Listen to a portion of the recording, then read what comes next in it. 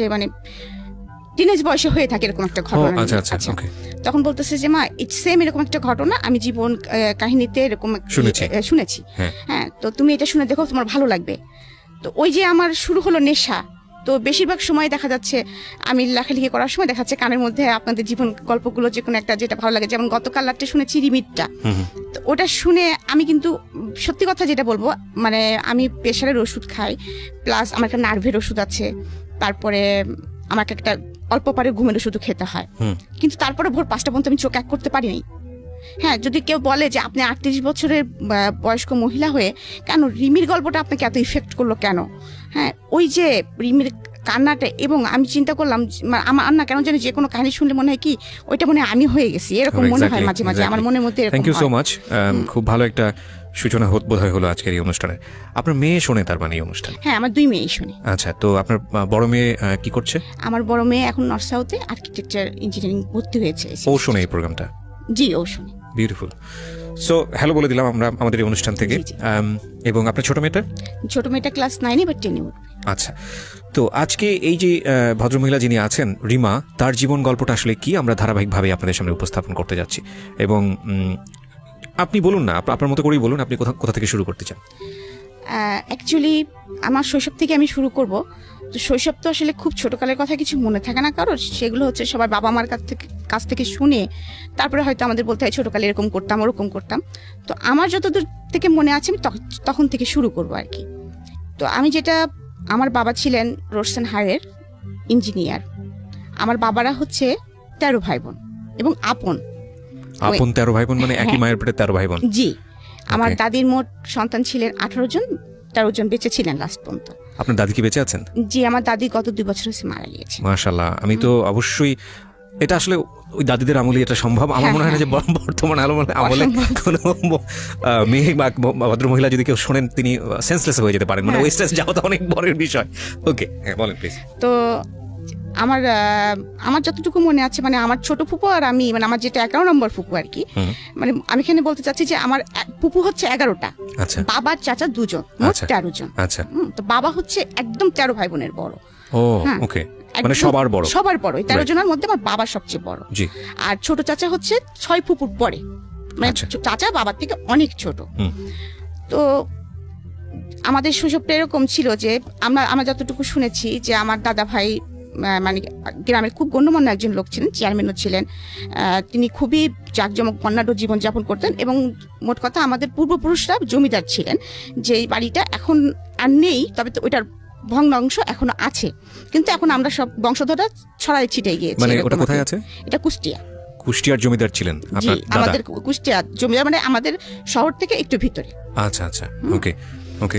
তো যাই হোক, ওইভাবে আমরা সারা জীবনই শুনে এসেছি এবং আমরা এলাকায় গেলে ওরকম সম্মান নিয়েই থেকেছি। দাদা ভাইকেও দেখেছি। আমি দাদা ভাইকে খুব বেশি দেখিনি, 4 বছর বয়সে যতটুকু দেখা যায় আমার মেমোরিতে দাদা ভাই চেহারা খুব বেশি স্পষ্ট না। দাদা যান মারা যাওয়ার পরে তখন বাবা ফিল করেন যে দাদিকে একা বাড়িতে রাখা যাবে না, কারণ আমার ছোট ছোট অনেকগুলা ফুপু টুপু আছে।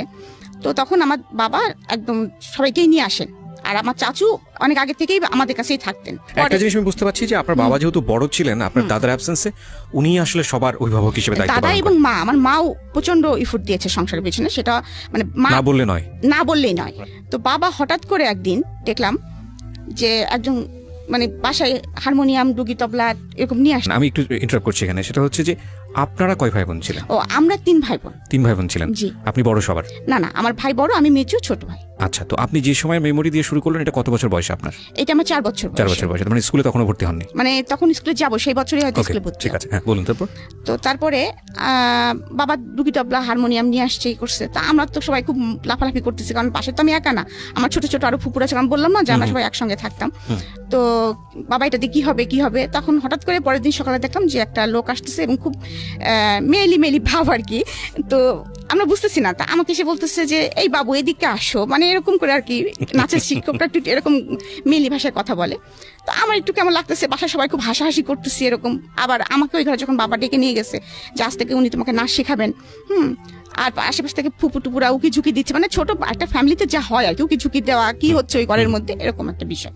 তো যাই হোক, আমি একটু একটু করে নাচ শেখা শুরু করলাম। তারপরে বাবা উনি আসেন, নাচতে নাচতে আমার ভালোই লাগে, কারণ আমি যেটা শুনেছি আমি নাকি ছোটকাল থেকে মানে অনুকরণ প্রিয় ছিলাম খুব আর কি। মানে যে যেভাবে কথা বলতেছি, যে যেভাবে হাঁটতেছি তার পিছ পিছে ওইভাবে দুষ্টামি করে হাঁটতেছি এরকম আর কি।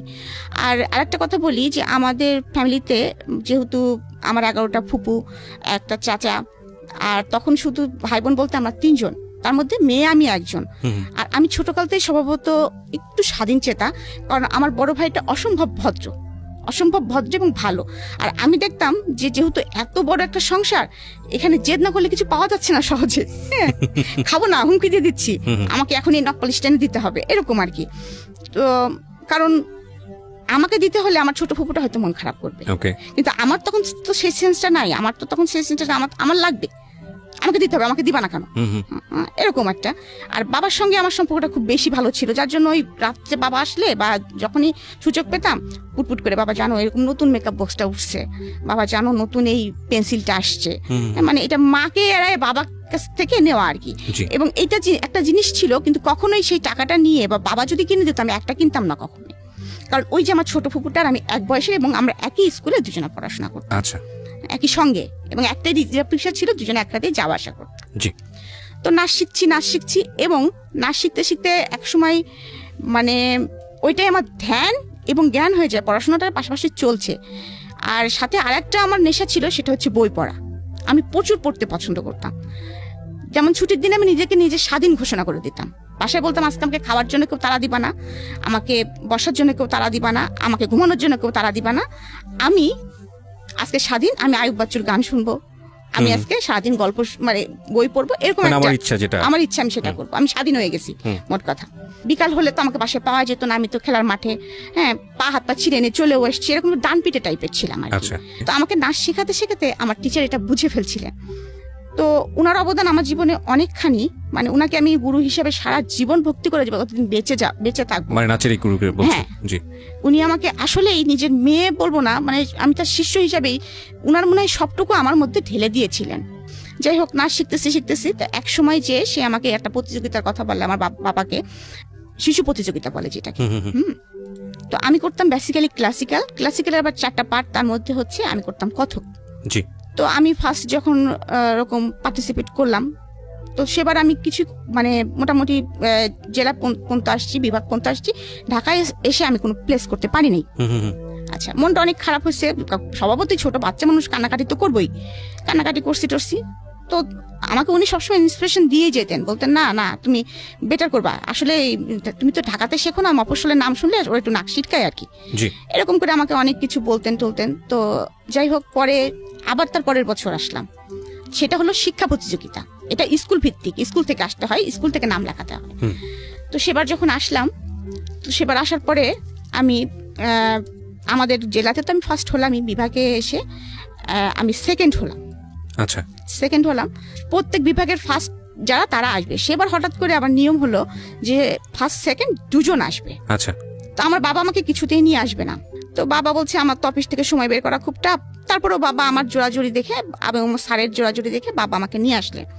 তো আমার মনে আছে যখন আমি আসলাম, তখন আমি নাচ তো আমি তুলেছি, ক্লাসিক্যালটা তুলেছি, তোলার পরে তারপরে যখন আমি রিহার্সেল করতাম, আমার একবার নাচার পরে কি 2বার নাচার পরে আমার মনে করেন জামা চেঞ্জ করতে হতো, এমন অবস্থা, মানে ঘেমে যেতাম। আমাদের ক্লাসিক্যাল তো কত্থক নৃত্য, তো আমাদের কিছু কয়েকটা ওয়ে থাকে, সালামি দিতে হবে, মানে কয়েকটা নাচের কয়েকটা পার্ট থাকে যেগুলো থাকতেই হবে। তো উনি আমাকে প্রথমেই যখন দিলেন, আমি স্টেজে ঢুকবই ঘুরতে ঘুরতে, রাউন্ড দিতে, এবং এই রাউন্ডটা ছিল 34টা রাউন্ড। কতগুলো? 34টা। একটা স্টেজ কভার করে যখন ঘুরতে জাস্ট মাঝখানে এসে আমাকে দাঁড়াতে হবে। ওকে, মাঝখানে এসে আমাকে এভাবে দাঁড়ায় পড়তে হবে জাস্ট। ওকে, হ্যাঁ। তো এই 34টা ঘুরলেই পরে ব্যালেন্স ঠিক রাখা কিন্তু অনেক চাপ। আমাদের তো দুটো ঘুরলে মোটামুটি পড়ে যাওয়ার মতো অবস্থা। আমাদের তো আমি 4 বছর বয়স থেকে ক্লাসিক্যাল করতেছি, অভ্যস্ত হয়ে গেছে। অনেক কঠিন একটা মানে নাচ, যখন ওই বয়সে আমার করার কথা না, উনি তুলে দিলেন আমাকে। তো আমার মনে আছে আমাদের বিচারক ছিলেন শিবলি, তারপরে নিপা, শিবলি মোহাম্মদ, হ্যাঁ হ্যাঁ, আর সাথে আরেকজন ছিলেন, তার নামটা আমি মনে করতে পারতেছি না এই মুহূর্তে। তো যাই হোক, 3 জন বিচারক ছিলেন। যখন আমি নাচটা শেষ করলাম, তখন আমাকে বললো, বাবু তোমার সাথে কে এসেছে? তো আমি বললাম যে আমার সঙ্গে বাবা এসেছে, মা এসেছে। বাবাকে ডাকো। তখন তো আমাদের ক্যাসেট প্লেয়ার ছিল, ক্যাসেট প্লেয়ারের যুগ আর কি।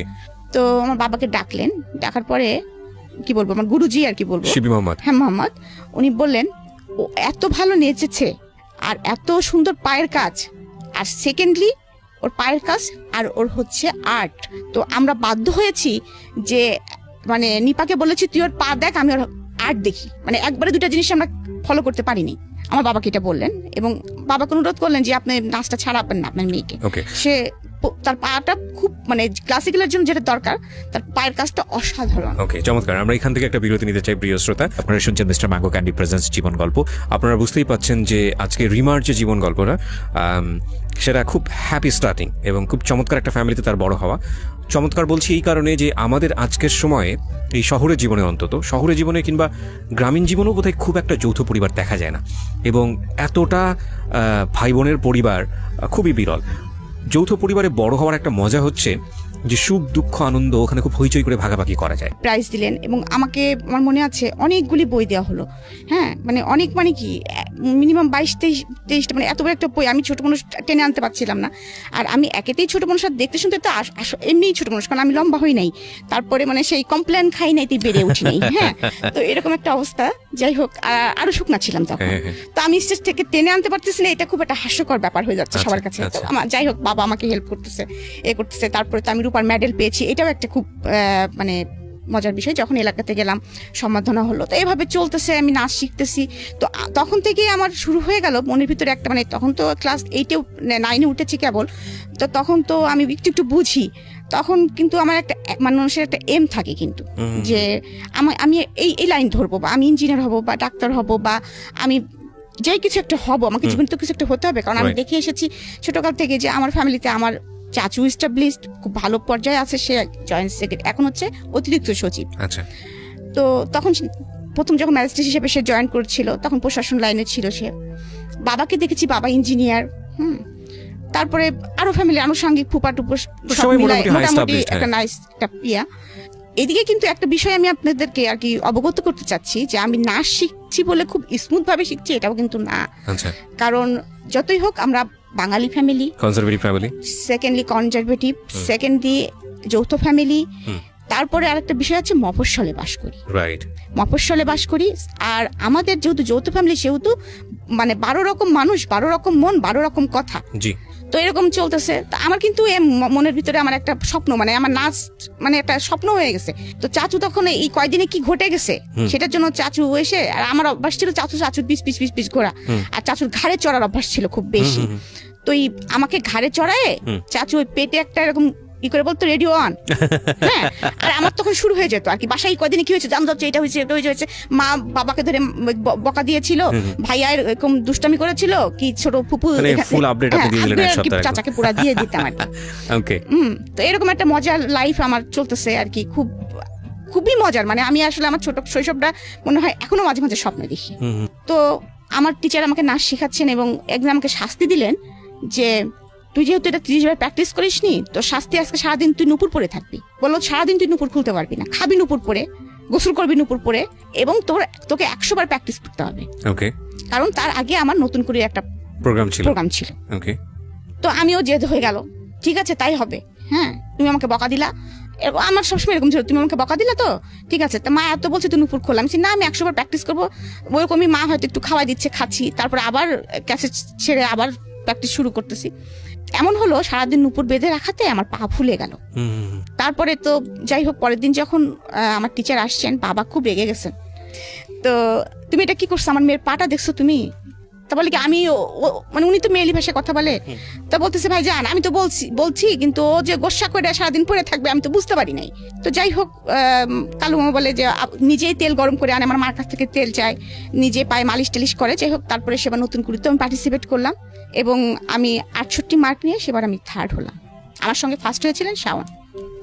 শাওন মানে হুমায়ুন আহমেদের স্ত্রী শাওন, আমাদের প্রিয় শাওন। ওকে, সো বুঝতেই পারছেন যে আজকের যিনি গেস্ট তার কালচারালি মানে শৈশবে একটা শক্তিশালী ব্যাকগ্রাউন্ড আছে। ইনফ্যাক্ট হ্যাঁ বলেন প্লিজ। তো তখন থেকে আমার মনের ভিতরে ইচ্ছা যে একটার পর একটা যখন অ্যাচিভমেন্ট করতেছি আমি, যে আমার তখন থিম হয়ে গেছে যে আমি নৃত্যশিল্পী হব। আচ্ছা। এবং এটা হতে হলে কি করতে হয় সেটাও আমি জানি, যে মানে বুঝতে পারতেছি, বিভিন্ন জায়গা থেকে শুনতেছি যে ইন্টারমিডিয়েট পাস করব, আমাকে ইন্ডিয়া যে আমি একটা কোর্স করব বা আমি রবীন্দ্র ভারতী যে ভার্সিটি আছে ওখানে আমি অ্যাডমিট হব, এরকম একটা মনের মধ্যে একটা স্বপ্ন গোছাচ্ছি।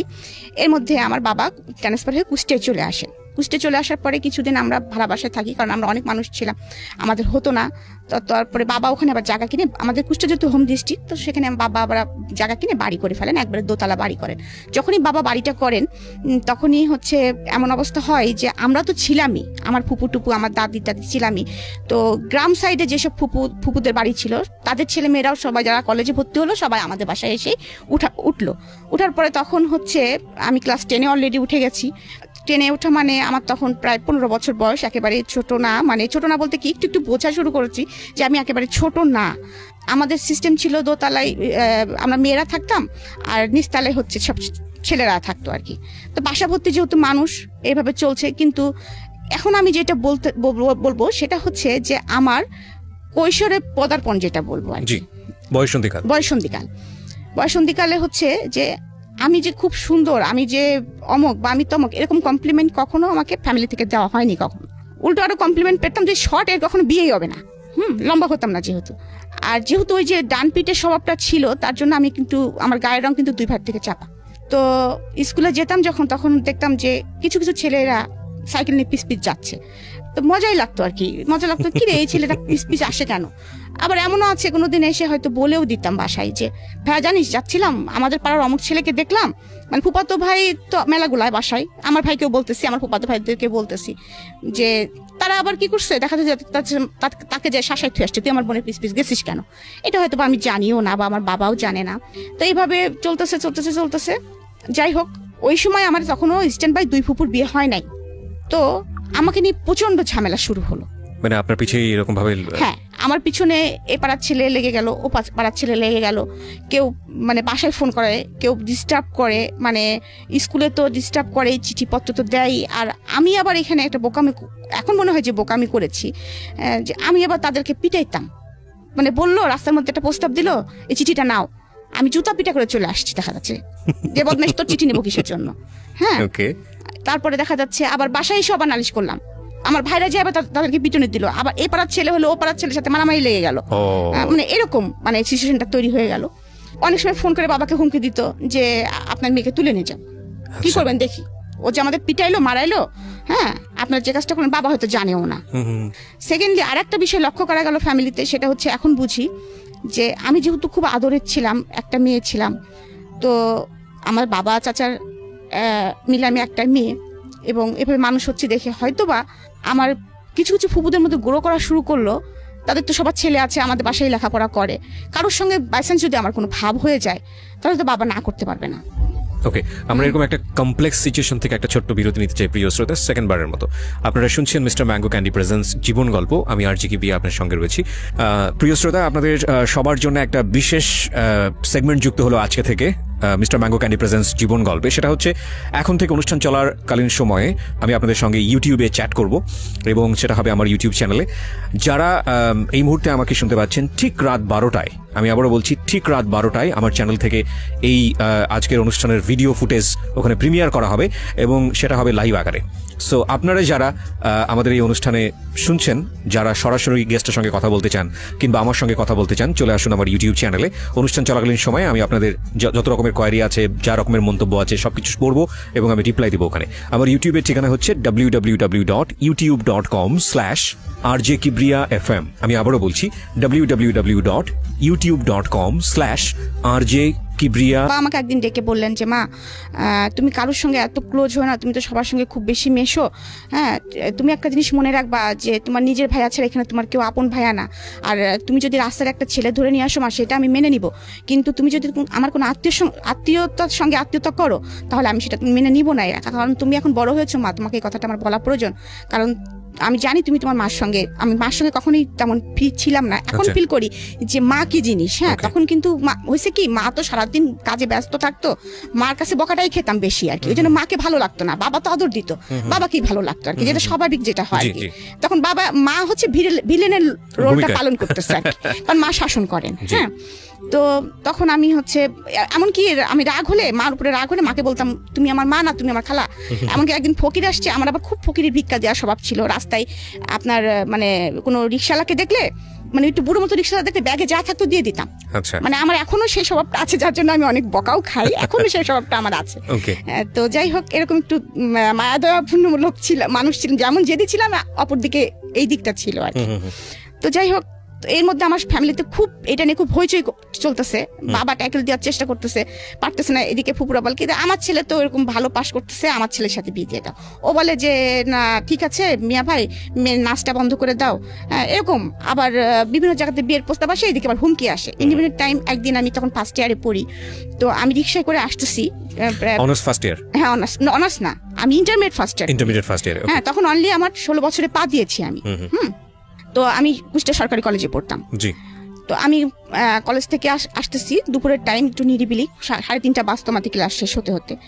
আমার ছোট ফুপুর আমি একসঙ্গে যেতাম। তো সেদিন ছোট ফুপু আর জাননি কি কারণে, যে কোনো কারণে হোক। তো হঠাৎ করে আমার পিছনে একটা ছেলে ঘুরতো, এরকম, আমি নামটা এখন বলতে চাচ্ছি না। তাকে দেখে যে আমার কখনো ভালো লাগেনি এটা কিন্তু বললে মিথ্যা কথা বলা হবে। মানে আমি তাহলে আপনি পুরো গল্পটাই আসলে শুনতে চাই। গল্পটা বলি এরকম, সে ছেলেটা আমার সাথে পড়তো জেলা স্কুলে। আচ্ছা, একই ক্লাসমেট, একই পাড়ায় বাড়ি, পাশাপাশি বাড়ি আমাদের। হ্যাঁ, তো ওরা অনেকগুলি ভাই। তো আমাদের সাথে সম্পর্ক ছিল খুব ফ্যামিলিগত আর কি। হ্যাঁ, তো ও যখন আমাদের একটা, তখন আমার তো অবজেক্টিভের যুগে পাশ করা, অনুপম নামে একটা গাইড ছিল। হ্যাঁ, তো একদিন আমাকে বলতেছে রিমা তোর কাছে অনুপম গাইড আছে? তাই আমি বললাম যে হ্যাঁ আমি এটা কিনেছি। হ্যাঁ, তো আমার কাছে গাইডটা নিয়ে গেল, নিয়ে যাওয়ার পরে 2 দিন পরে গাইডটা যখন ফেরত দিল, আমাদের একটা চিঠি দিল। তো চিঠিটা দেওয়ার পরে চিঠিটা পড়লাম, আমি তো চিঠি তো আর একা পড়ি নাই, চিঠিটা মানে বইটা খুলতে দিয়ে চিঠি পড়লে এমনি একটা জিনিস আছে, দেখিস পাড়ার ছেলে। কিন্তু আমি আমার ছোট ফুপু তো একদম বান্ধবী। হ্যাঁ, ফুপু দেখ, মানে তার নামটাই আর কি বলে ফেলতে যাচ্ছিলাম আর কি। তো ও আমাকে এরকম চিঠি দিয়েছে, দেখি দেখি দেখি কি লিখেছে, তখন ওই বয়সে যেটা হয় আর কি। 2টা চিঠি দিয়েছে, তার মধ্যে আবার আর্টও করেছে, 2টা পায়রা একটা লাভ নিয়ে উঠে চলে যাচ্ছে আর কি, এরকম কিছু আর কি। হ্যাঁ, তো ভালোবাসা না ভালো লাগা না, কিন্তু বিষয়টা হচ্ছে পেটের মধ্যে প্রজাপতি কিন্তু উঠতেছে, মানে একটু একটু ভালো লাগা তো তখন বুঝি আর কি। যাই হোক, তখন ওই পর্যন্ত আমি তখন ওকে বলতেছি কি, তো একদিন আমাকে জিজ্ঞেস কর, মানে ওই ছেলেটা সরাসরি আমাকে জিজ্ঞেস করে। যাই হোক, সবসময় তো মাঠে খেলাধুলা হচ্ছে, দেখা সাক্ষাৎ হচ্ছে। তখন বলতেছে কি তোকে চিঠি দিছিলাম, চিঠিটার উত্তর দিলি না। তা আমি বললাম চিঠির উত্তর দিয়ে কি তুই জুতার বাড়ি খাবি? ভাই শুনলে তোরা কি করবে তো জানিস? মানে ওর বড় ভাই আর আমার বড় ভাই আবার একদম জানে দোস্ত। হ্যাঁ, তখন আমি বলতেছি কি ভাই শুনলে তোকে কি করবে জানিস? আমি লিটন ভাইকেও বলে দিবে কথা, আমার ভাইকেও বলে দিবে এই কথা। তখন ও বেচারি আমার পিছনে এরকম ঘুরতেছে, আমি কোনো পাত্তা দিচ্ছি না, কিন্তু ভালো লাগাটা কিন্তু আমার ভিতরে আমার একটু আছে যে ভালো লাগতেছে। ও যখন পিছন পিছন ঘুরে বা আমার বাসার সামনে দিয়ে যায় তখন কিন্তু আমি ছাদে উঠি, দেখি যাচ্ছে, এরকম আর কি। মানে আপনার ভিতরে একটু ভালো লাগে কিন্তু আপনি সেটা বুঝতে দেন না। হ্যাঁ, বুঝতে দেয় না, কিন্তু ওই ভালো লাগাটা কি ভালোবাসা আমি এটা তখনও বুঝি নাই। আচ্ছা, ইন্টারমিডিয়েট ফার্স্ট ইয়ার। হ্যাঁ, ইন্টারমিডিয়েট ফার্স্ট ইয়ার, বুঝতেছি না এই বিষয়ে কোনো, তখন তো মোবাইলের যুগ না, কিছু না। তখনকার যুগটাই ছিল তো এরকম যে একটু চোখে দেখা দেখি হলো, একটু গোপনে হয়তো একটু বাগানে আগানে দ্বারা একটু কথা হলো, এই তোমার এই চিঠিটা এই টাইপের আর কি পরিবেশ শুরু হয় না। তারপরে আমরা যৌথ ফ্যামিলিতে বিলং করি, রাস্তাতে হাঁটতে গেলেও দেখাচ্ছে কোনো না কোনো ভাইয়ের সাথে দেখা হয়ে গেছে, একটু কার সাথে কথা বলছিলি, এরকম একটা অবস্থা। তো আমাদের তো কোনো রকম স্বাধীনভাবে কোনো কিছু করার মতো পরিস্থিতি নাই। তো যাই হোক, এরকম পরিস্থিতি চলতেছে। এদিকে আবার আমার হঠাৎ করে বাসার মধ্যে এরকম চলতেছে। হঠাৎ করে ওই ছেলেটা ভালো ছিল লেখাপড়ায়, কি হয়েছে কোনো সঙ্গদোষে বা কোনো কিছু কারণে একটু খারাপ হয়ে যায় মানে শুনতাম আর কি, নেশা টেশা করে। আমি যখন ম্যাট্রিক পরীক্ষা দিয়েছিলাম তখন ওরা ম্যাট্রিক পরীক্ষা দেওয়ার কথা ছিল, কিন্তু দেয়নি। এনিহাউ সে কেন কারণে দেয়নি। তো যাই হোক, কিন্তু আমার পিছনে ঘুরতোই। তা আমি মাঝে মাঝে বলতাম যে তুমি ম্যাট্রিক পরীক্ষা দিলা না, তুমি করলা না, তো তুমি আমার পিছনে ঘুরো কি করে, তুমি তো এখন আমার জুনিয়র হয়ে গেছো। তো এই কথাগুলো কিন্তু মার কানে বাবার কানে প্রতিনিয়ত যাইতো, যে ও আমাকে এরকম খুব ডিস্টার্ব করতো। এবং আমি তখন কিন্তু অলরেডি বোধ বুদ্ধি হয়ে গেছে যে না, এরকম করা যাবে না। হ্যাঁ, কারণ ও যেহেতু ম্যাট্রিক পরীক্ষা দেয়নি, খারাপ ছেলেদের সাথে মিশে গেছে, ভালো লাগাটা আমার দূর হয়ে গেছে, সোজা কথা, আর ভালো লাগাটা নাই। তো তখন একদিন আমার মা ওকে যে বলতেছে যে তুমি যে ওকে এরকম হুমকি দামকি দিচ্ছ, তুমি কি জানো বাবা, তুমি যে এমনি তোমাদের সাথে আমাদের খুব ভালো একটা সম্পর্ক, সেকেন্ডলি তোমার সাথে আমার মেয়ে বেঁধে তুমি কি পারবা? তুমি ওর থেকে ছোট ক্লাস, তুমি লেখাপড়া করোনি, তারপরে তুমি যে হস্তানি করে বেড়াও। আর আমার মেয়ে জুতা কয়টা আর কতগুলো জামা তুমি জানো? ও কতগুলো জুতা পরে, কতগুলো জামা পরে, ও কোনো জামার সাথে ম্যাচিং করে ছাড়া জুতা স্যান্ডেল জামা পরে না। তুমি তো এগুলো পারবা না বাবা, তুমি খালি খামাখাকে কেন ডিস্টার্ব করতেছো? ও তুমি অ্যাফোর্ড করতে পারবা না। যাই হোক, আমার মা এই ডায়লগটা মনে হয় সবাইকেই দিতেন, যে ফোন করতো তাকেই মনে হয় ডায়লগটা দিতেন। এটা একটা মজার বিষয় যে আমার জুতার খরচ কেউ অ্যাফোর্ড করতে পারবে না। হ্যাঁ, কারণ আমার জুতার প্রতি খুব দুর্বলতা ছিল, প্রচুর জুতা কিনতাম। যাই হোক, তো এরকম একটা পরিস্থিতি, কলেজ থেকে আসতেছি আমি, আসার পরে আপনাকে কি বলবো আর কি, হঠাৎ করে কয়েকটা ছেলে আমার রিক্সাটা ঘিরে ধরে, মানে আমি যেটা একদম অপ্রস্তুত ছিলাম। এবং পরে দেখি ও আছে সাথে, তো অনেক কথা কাটাকাটি হচ্ছে ওর সাথে আমার। ও বলতেছে তুই এখনই যাবি আমার সাথে, তোকে আমি এখনই বিয়ে করবো, তুলে নিয়ে যাই বিয়ে করবো, দেখি কার ক্ষমতা কে ঠেকায়। আমি বলছি কেন তোমার সঙ্গে আমি যাবো, তুমি কেন আমাকে বিয়ে করবা, আর তুলে নিয়ে বিয়ে করার কেস, তোমার বিয়ে করতে হলে আমার বাসায় আসো, খালামাকে বলো, হ্যাঁ এরকম বলতেছি যে। আর আমি তখন বিয়ে করবোই না, অসম্ভব, আমার সামনে ইন্টারমিডিয়েট পরীক্ষা, আমার একটা লাইফ পড়ে আসছে, আমি তখন বিয়ে করবোই না, তুমি তো বললে হবে না। আর আমি তোমাকে কোনোদিনও বলিনি যে আমি তোমাকে ভালোবাসি বা এরকম, তুমি আমাকে বলেছো, আমি কিছুই বলিনি তোমাকে, তুমি তো আমাকে ভেবে ফোর্স করতে পারো না। ওর সঙ্গে আমার খুব মানে কথা কাটাকাটি হচ্ছে। এর মধ্যেই ও দেখি কি পিছন থেকে একটা পিস্তল বের করে ফেলছে। এখন ওইটা অরিজিনাল কি নকল আমি আই ডোন্ট নো, আমি তখন তো চিনি না পিস্তল। ওইটা আমার সরাসরি মাথায় টাকায় বলতেছে হয় আজকে তুই মরবি, নাহলে আমি মরবো, যে কোনো একজন মরবে। মানে সেই একদম বাংলা সিনেমা মোটামুটি আর কি, যদিও বাংলা সিনেমা, কিন্তু তবু ওইটা আমি মানে রিলাইজ করতে পারতেছি যে আমি কি মুভমেন্টে আছি। যাই হোক, ওরকম যখন রাস্তার মধ্যে বার বিতর্কটা চলতেছে, তখন আমাদের মানে আশেপাশে যায় না কিছু ছেলে পেলে, ওরা দেখছে যে আপুর সাথে এরকম হচ্ছে। তো তারপরে এরকম ওরা আবার আমাদের বাসায় চিনতো, আমাদের বাসায় যে খবর দিয়েছে, বলছে রিমা আপুকে কতগুলো ছেলে এরকম পিস্তল ধরছে এবং তাকে কোথায় যেন নিয়ে যাচ্ছে। তো এই কথা শোনার পরে সঙ্গে সঙ্গে মা তো ভাইয়াকে বলছে, বাসায় হইচই পড়ে গেছে, বাবা বাসায় ছিলেন না। কথা প্রসঙ্গে মা কিন্তু বুঝতে পারছে এটা টিটুরি কাজ হতে পারে। তো মা সঙ্গে সঙ্গে আমার বড় ভাই এবং লিটন মানে বড় ভাই দুজনে বলছে দেখি কোথায় আছে, দাঁড়ান বাকলাম, আপনি টেনশন করেন না, ওরা এত সাহস হয়নি যে এরকম করবে। আর ও কি করেছে, আমাকে নিয়ে যে আমাদের কুষ্টিয়ার একটা বাঁধ আছে, বেরি বাঁধ, আমরা রেণুকের বাঁধ বলি, ওখানে নিয়ে যে আমাকে বসিয়ে রেখেছে যে তোকে আমাকে বিয়ে করতে হবে। তাই আমি বললাম কি বাঁধের মধ্যে এসে আমি কি বিয়ে করবো নাকি, তুই আমার এখানে বসায় রাখছিস কি জন্য ভাই? হ্যাঁ, তো বলতেছে না আমার বন্ধুরা গেছে কাজী ডাকতে, আমাকে যেখানে যেতে বলবো ওখানে যাবো, তোর সাথে আমি বিয়ে করবো আজকে। তা আমি চুপচাপ বসে আছি, হাসতেছি মনে মনে, কারণ আমি জানি যে এটা হয়তো বা কখনোই ও পারবে না, কারণ আমার বড় ভাই আছে এবং তার বড় ভাই যেটা আছে শুনলোকে মেরেই ফেলবে, যত মস্তানি হোক না কেন, ফ্যামিলিকে একটু সবাই ভয় পায়। তো আমি ওই আধা ঘন্টা মতো এরকম আমাকে বসিয়ে রেখেছে, আমি বসে আছি, কলেজ ড্রেস পরাই ওরকম জামা কাপড় পরাই বসে আছি।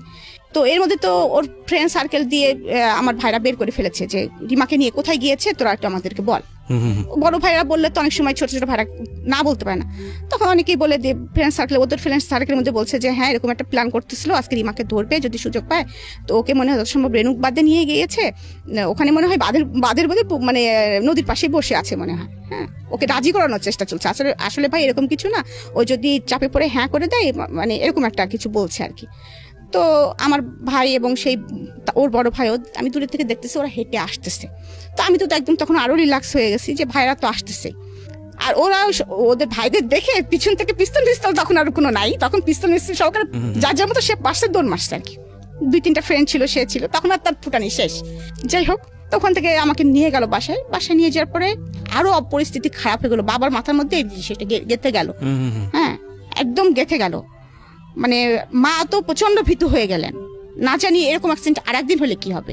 আজকে এই পাশের বাড়ির ছেলে করেছে, আর এক পাড়ার ছেলে করলে কি হবে, আর এক পাড়ার ছেলে কি হলে কি হবে, আমি মেয়েটাকে কিভাবে কি করবো, মান সম্মান। এইদিকে ফ্যামিলিতেও কারোর সাথে যদি আমার মেয়ের সম্পর্কে জড়া যায় তাহলেও আমার প্রবলেম। সবার কথা হচ্ছে রাজ্য সহ রাজকন্যা, আমার মেয়েটাকে কতটুকু তারা ভালো করবে আমি জানি না, হয়তো বা আমার সম্পত্তির দিকেই আসবে। এরকম বাসার মধ্যে বাবা মা খুব দ্বিধা এবং দ্বন্দ্বের মধ্যে আছেন, খুব সমস্যার মধ্যে আছেন।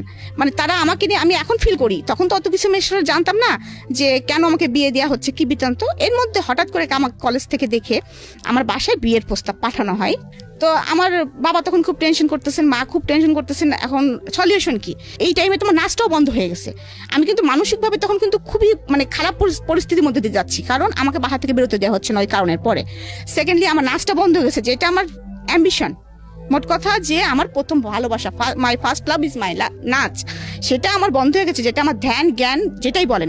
মানে আমার তখন মানসিক পরিস্থিতি খুব খারাপ, একটুতেই চিল্লাপাল্লা করি, বাসায় হইচই করি, মানে অনেক কিছু। তো একদিন এরকম বাবা মাও খুব চিন্তিত, এরকম হঠাৎ করে। তো আমি একদিন বলতেছি কি যে বাবা এইসব থেকে বেরোনো যায় কি করে, তুমি আমাকে অন্য কোথাও পাঠা দিতে পারো না এই শহর থেকে, আমার না ভালো লাগে না, বাসার মধ্যে বন্দি জীবন ভালো লাগে না, আমার নাচ বন্ধ হয়ে গেছে, তুমি কি পারো না আমাকে কোথাও একটু মানে নিয়ে যেতে বাবা, আমার আসলে খুব খারাপ লাগে, আমার নাচতে ইচ্ছে করে। মানে বাসার মধ্যে আমি তখনও কিন্তু নাচি, মাঝে মাঝে মন খারাপ হলে নাচি, কিন্তু আমি তো আর সেভাবে বাইরে পারফর্ম করতে পারছি না, আমি ঢাকায় আসতে পারতাম না, আমার দেখা যাচ্ছে মাসে একটা করে প্রোগ্রাম থাকতো, কোনো সময় 3 মাস পরে একটা করে প্রোগ্রাম থাকতো। তো আমি তো আর ঢাকায় আসতে পারতেছি না, আমাকে বাসা থেকে বেরোতে দিচ্ছে না, এদিকে লেখাপড়াটা আমার হচ্ছে না ঠিক মতো।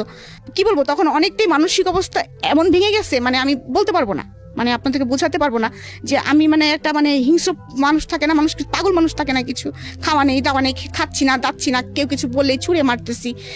এমন হয়েছে যে আমার হাতে এই যে কাটা আছে, ব্লেড দিয়ে হাতও কেটে ফেলছি। বাবাও আসলে পারতেছে না কিছু করতে, বাবাও অনেক সময় কান্না করতেছে, মাও কান্না করতেছে, এরকম পরিস্থিতি বাসায়। তো এর মধ্যে কলেজে একদিন আস্তে আস্তে একটু হওয়ার পরে তো আমার ভাইরা আমাকে সাথে করে নিয়ে যেত আর সাথে করে নিয়ে আসতো, যে কোনো একজন ভাই আমার সঙ্গে থাকতো। প্রিয় শ্রোতা, আমরা এই জায়গাটা একটা বিরতি নেব। চিন্তা করে দেখুন, একটা মেয়ে আমাদের সমাজে বড় হচ্ছে, সে যে শ্রেণীরই হোক না কেন, উনি যেই সোসাইটিতে বিলং করতেন, ওনার যে সার্কামস্ট্যান্সেস, যৌথ পরিবার, এবং যৌথ পরিবারের এরকম একটা মেয়ের দিকে এভাবে হাত বাড়ানো, এটা রিয়েলি টাফ। এবং খুব স্বাভাবিকভাবেই তার ব্যাকআপটা অনেক শক্তিশালী। তার বাবা রোডসান হাইওয়েতে, তার এক চাচা সেই মুহূর্তে government officer, first class gazetted officer.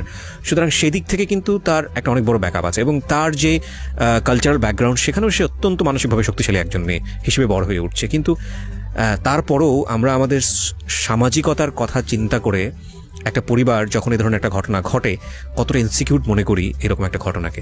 এবং দেখুন যে প্রাণোচ্ছল একটা রিমাকে আমরা পেলাম শৈশবে, কিশোর জীবনের শুরুতে, একেবারে বয়ঃসন্ধিকালের সেই সময়টাতে এসে কিন্তু একটা ভয়ানক রকমভাবে ওকে একটা কনজারভেটিভ এনভায়রনমেন্টে বন্ধ করে ফেলার চেষ্টা করা হচ্ছে। এবং ওখানে উনি বলছিল যে আমার দোষটা আসলে কি, আমি তো কাউকে বলিনি যে আমাকে তুলে নিয়ে যাও, বা আমি তো কাউকে বলিনি যে, বা আমি তাকে লাভও করি না সেই অর্থে। তো সেই জায়গাটা থেকে এরকম একটা কমপ্লেক্সিটি তার লাইফে চলে আসলো। তার স্বপ্নের জায়গাটা, তার যে নাচ, সেটা বন্ধ করে দেওয়া হয়েছে, এবং অন্যরকম একটা এনভায়রনমেন্টের মধ্যে তাকে ফেলে দেওয়া হয়েছে। এখান থেকে জীবনটা কোথায় যাবে সামনের দিকে, সেটা আমরা দেখব ছোট্ট একটা বিরতির পর। আপনাদেরকে মনে করিয়ে দিচ্ছি, আপনারা শুনছেন মিস্টার ম্যাঙ্গো ক্যান্ডি প্রেজেন্স জীবন গল্প। আমি আর জি কিবরিয়া আপনার সঙ্গে রয়েছি। এবং প্রিয় শ্রোতা, আপনাদের সবার জন্য একটা বিশেষ সেগমেন্ট যুক্ত হলো আজকে থেকে মিস্টার ম্যাঙ্গো ক্যান্ডি প্রেজেন্স জীবন গল্পে। সেটা হচ্ছে, এখন থেকে অনুষ্ঠান চলার কালীন সময়ে আমি আপনাদের সঙ্গে ইউটিউবে চ্যাট করব, এবং সেটা হবে আমার ইউটিউব চ্যানেলে। যারা এই মুহূর্তে আমাকে শুনতে পাচ্ছেন ঠিক রাত 12টায়, আমি আবারও বলছি ঠিক রাত 12টায় আমার চ্যানেল থেকে এই আজকের অনুষ্ঠানের ভিডিও ফুটেজ ওখানে প্রিমিয়ার করা হবে, এবং সেটা হবে লাইভ আকারে। সো আপনারা যারা আমাদের এই অনুষ্ঠানে শুনছেন, যারা সরাসরি গেস্টের সঙ্গে কথা বলতে চান কিংবা আমার সঙ্গে কথা বলতে চান, চলে আসুন। ঘুমাই গেলে বাবা বুক থেকে আমাকে নামাতেন, মা নাকি মাঝে মাঝে রাগ করে বলতেন ফেলে দাও, অত বড় মেয়ে কি জন্য বুকের উপরে ঘুমায়। আবার বলতো তোমার আমার বুকের উপরে ঘুমায়, তোমার সমস্যা আছে কোনো। এবং চাচার সাথে সেম এই স্টাইলটাই ছিল। চাচা যখন ভার্সিটি থেকে আসতো, মানে আমি এখনো বলছি যে আমার চাচা আর বাবার মধ্যে কখনো কোনো পার্থক্য দেখি নাই, মানে আমরা 3 ভাই বোনই কখনো পার্থক্য করি নাই। চাচার সাথেও জাস্ট আমার সম্পর্কটা এরকম, মানে দুইজন আমার পার্ট অফ লাইফ এরকম। তো আমার তখন এমন কিন্তু একটু মনের ভিতরে হয়েছে যে আমার চাচা কি পারে না, চাচু কি পারে না আমাকে এখান থেকে বের করে নিয়ে যেতে। চাচুর পোস্টিং ছিল তখন কুমিল্লাতে। ইভেন আমি চাচুকে বলেছি, চাচু তুমি আমাকে নিয়ে যেতে পারো না, তোমার ওখানে গেলেও তো আমার এত ঝামেলা হয় না, তুমি তো একটা ভালো ইসের মধ্যে বিলং করো, আমাকে তো কেউ ডিস্টার্ব করতে পারে না, আমি তো নাচটা কন্টিনিউ করতে পারি, কুমিল্লা থেকে ঢাকা তো অনেক কাছে। জানি না কি অজানা কারণে আমার চাচু করে রেসপন্স করে নাই, মন খারাপ করছে, কাঁদছে, মা তুমি পড়াশোনা করো, মন খারাপ করো না, এরকম অনেক কথাই বলেছে।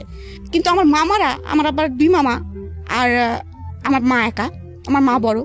আমরা আবার ছোটকাল থেকে দেখেছি বাবা, মানে আমাদের ফ্যামিলি আর মামাদের ফ্যামিলি মনে হয়েছে এক। আমরা মানে অনেক বড় হওয়ার পরে বুঝছি যে মামার ফ্যামিলি আর চাচাদের ফ্যামিলি আলাদা, মানে এটা হয় আর কি। আমরা মনে করতাম যে একই। তো এরকম একটা পরিস্থিতি যাচ্ছে, কিন্তু মামারা কিন্তু চায়নি যে, বড় মামা কিন্তু বলেছে যে বু তুমি যদি না পারো মেয়ে আমার কাছে দিয়ে দাও, কারণ আমার বড় মামা তখন খুলনাতে থাকতেন। এরকম পরিস্থিতি চলতেছে, কিন্তু বাবা আমাকে কারোর কাছে দিতে রাজি না, কারণ আমার মানসিক অবস্থা তখন যেরকম, কারণ আমার এই মানসিক অবস্থাটা তখন অনেকে হয়তো টেক কেয়ার করতে পারবে কিনা, কখন কি অ্যাক্সিডেন্ট করে ফেলি, মানে এটা আমার বাবা বুঝতে পারতেছে না। তো এর মাঝে আমি অ্যাক্সিডেন্ট একটা করিও, সেটা হচ্ছে আমার মনে আছে আমার কাছে 700 টাকা ছিল। আমার কাছে সবসময় টাকা পয়সা থাকতো আর কি, এটা একটা বিষয় ছিল তখনকার সময়। 700 টাকা মানে বেশ কিছু টাকা আর কি। তো আমার কাছে 700 টাকা আছে, আমার পরা আছে একটা লং স্কার্ট আর একটা টি শার্ট, রাত্রে যেটা আমি পরে ঘুমাই। ঘুম থেকে উঠে তখনও বাসায় কেউ কেউ উঠেছে, কেউ কেউ ওঠেনি। তো আমাদের বাসার নিচে একজন দারোয়ান থাকতেন এবং একজন নাইট গার্ড থাকতেন। তা আমাদের আবার বাসাটা অনেক পিছনে, সামনে অনেক বড় লবি এবং সামনে খুব বড় একটা গেট, ওইটা পার হয়ে তারপরে যেতে হয় রাস্তায় আর কি। কাউকে কিছু বলতেছি না, আমি একাই সকালবেলা ঘুম থেকে উঠে ওই 700 টাকা হাতের মধ্যে নিয়েছি, কোনো পার্সও না, এবং ওই নাইট ড্রেস পরা মতো অবস্থায় আছি। ওই অবস্থায় আমি সোজা হাঁটা ধরছি, কোথায় যাবো আমি নিজেও জানি না। আমার মনে হয়েছে আমার একটু বুক ভরে নিঃশ্বাস নিতে হবে, আমাকে একটু বাঁচতে হবে, আমার ভালো লাগছে না, আমি কোথায় যাবো নিজেও বুঝতেছি না। কিন্তু কারণ আমার তো তেমন কেউ নাইও, আমার কারোর সাথে তেমন কোনো ফ্রেন্ডশিপ নেই, বা মানে ফ্রেন্ডশিপ আছে কিন্তু ওরকম আস্থা করা যায় এরকম কারো সেরকম কেউ নাই, যারা আছে সবাই ফ্যামিলি মেম্বার। আমার ফুপু, আমার ভাইরা, এরকম ফ্যামিলির ভিতরে আমাদের যত মেশা বান্ধবী কিছু আছে, তাদের বাসায় যাইটাই, কিন্তু তাদের কথা তখন মাথায় আসে নাই আর কি। আমার মনে হচ্ছে কি যে ঢাকায় আমি নাচি না, আমি ওখানে গেলেই মনে হয় কিছু একটা করতে পারবো, এই চিন্তা করে বাস স্ট্যান্ডে চলে গেছি। বাস স্ট্যান্ডে চলে যাওয়ার পরে আমি ওখান থেকে একটা বাসে উঠে পড়ছি, যে বাসটা ঢাকায় যায় এটা শুনছি আমি। তো আমার তো রাত্রে মনে হয় আমি কিছু খেয়েছিলাম না, সকালেও আমার খাওয়া দাওয়া কিছু নাই। আর তখন তো বাসে আসতে অনেক মানে হাঙ্গামা হতো আর কি, মানে ওই ফেরি পার্কটার অনেক ঝামেলা। তা আমার পাশে যে লোকটা বসে আছে, আমি কিন্তু কয়েকবার বমি করেছি এর মাঝে, বাসের মধ্যে কয়েকবার বমি করেছি, উনি আমাকে পলিথিন কিনে দেন। আমার কিন্তু অত কিছু মনে নেই। তারপর ঢাকা গাবতলীতে যখন এসে থামছি, তখন কিন্তু আমার মনে হচ্ছে যে আমি কোথায় যাব, ঢাকায়ও তো কাউকে চিনি না, যাব কোথায়। হঠাৎ করে আমার মনে হলো যে আমি যখন ঢাকায় যে প্রতিযোগিতাগুলো করতে আসতাম, তখন আমি যে মামার বাড়িতে উঠতাম, তার বাসা হচ্ছে গ্রিন রোডে ছিল। আমি একটা সিএনজিকে জিজ্ঞেস করতেছি, আপনি কি গ্রিন রোডে যাবেন? তো বলছে যে হ্যাঁ যাবো। তো উনি আমাকে যে ভাড়াটা চাই, আমি সে ভাড়াতেই উঠে পড়ি। এবং মানে ওনার বাসায় একদম রাস্তার সাথে, গ্রিন রোডের রাস্তার সাথে ছিল, এবং 7 নম্বর রোড, এটা আমার মনে আছে। আমি বলেছিলাম 7 নম্বর রোড। নিয়ে আসার সঙ্গে সঙ্গে আমি বুঝতে পারি যে এটা আমার মামার বাসা, মানে ওখানে অনেকগুলো ফ্ল্যাট, মামার ফ্ল্যাটটা চিনতে পারি। মামার বাসায় যাই, মামি আমাকে দেখে তো একদম হতভম্ব, যে কল্পনাই করতে পারে নাই আমি কোথা থেকে আসবো, একা আসছিস কি ব্যাপার। তো হয়তো বা তারা বড় মানুষ, বুদ্ধিমান মানুষ, হয়তো বা আমার বাবাকে জানিয়েছে এমন কিছু হয়েছে, বা বাবা বলেছে যে এরকম অবস্থার মধ্যে যাচ্ছে। তো ওখানে একদিন আমি ছিলাম, তারপরে বাবা আবার আমাকে গাড়ি চলে আসে, বাবা আমার সঙ্গে সঙ্গে গাড়িতে করে চলে আসে, এসে আমাকে আবার নিয়ে যায়। নিয়ে যাওয়ার পরে তখন আবার মনে হলো যে আবার কেমন যেন একটা, মানে ওইটাও একটা ভুল করতে যাচ্ছিলাম, যে আমি হারাই যেতাম। তখন মনে হলো বাবা আমাকে ধরে খুব কাঁদছে, তুমি এইভাবে বাসা থেকে কেন বেরোইছো? হ্যাঁ, তোমার যদি একটা অ্যাক্সিডেন্ট হতো, রাস্তার মধ্যে কোনো অঘটন ঘটতে পারতো, তুমি চেনো না, কিছু না, তুমি কেন বের হয়েছো? তাহলে তোমাকে তো আমরা কোনোদিনও পেতাম না, তুমি কোথায় যেতা? আমারও তখন আমার মনে হয়েছে, তাই তো আমি কোথায় যেতাম।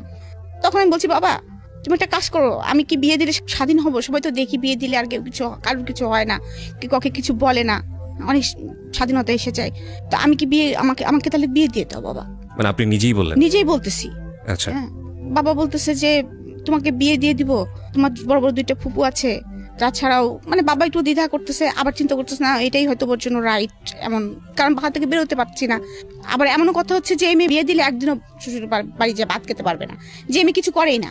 তো তার মধ্যে হঠাৎ করে এরকম একটা বিয়ের প্রস্তাব আসে হঠাৎ করে, এবং বাবাও হঠাৎ করে দেখে যে ছেলেটা অনেক ভালো, খোঁজখবর নিয়ে দেখে, এবং তাদের যে কলিগ লাইফ ছিল, সবাই অনেকে বলছে যে 5 ওয়াক্ত নামাজ কালাম পড়ে, এবং খুবই ভদ্র ছেলে, এক বাপের একটা ছেলে, ওরা 5 বোন, এবং ওর বাবা এখনো চাকরি করে, কুষ্টি শহরে 4 তলা বাড়ি আছে ওদের।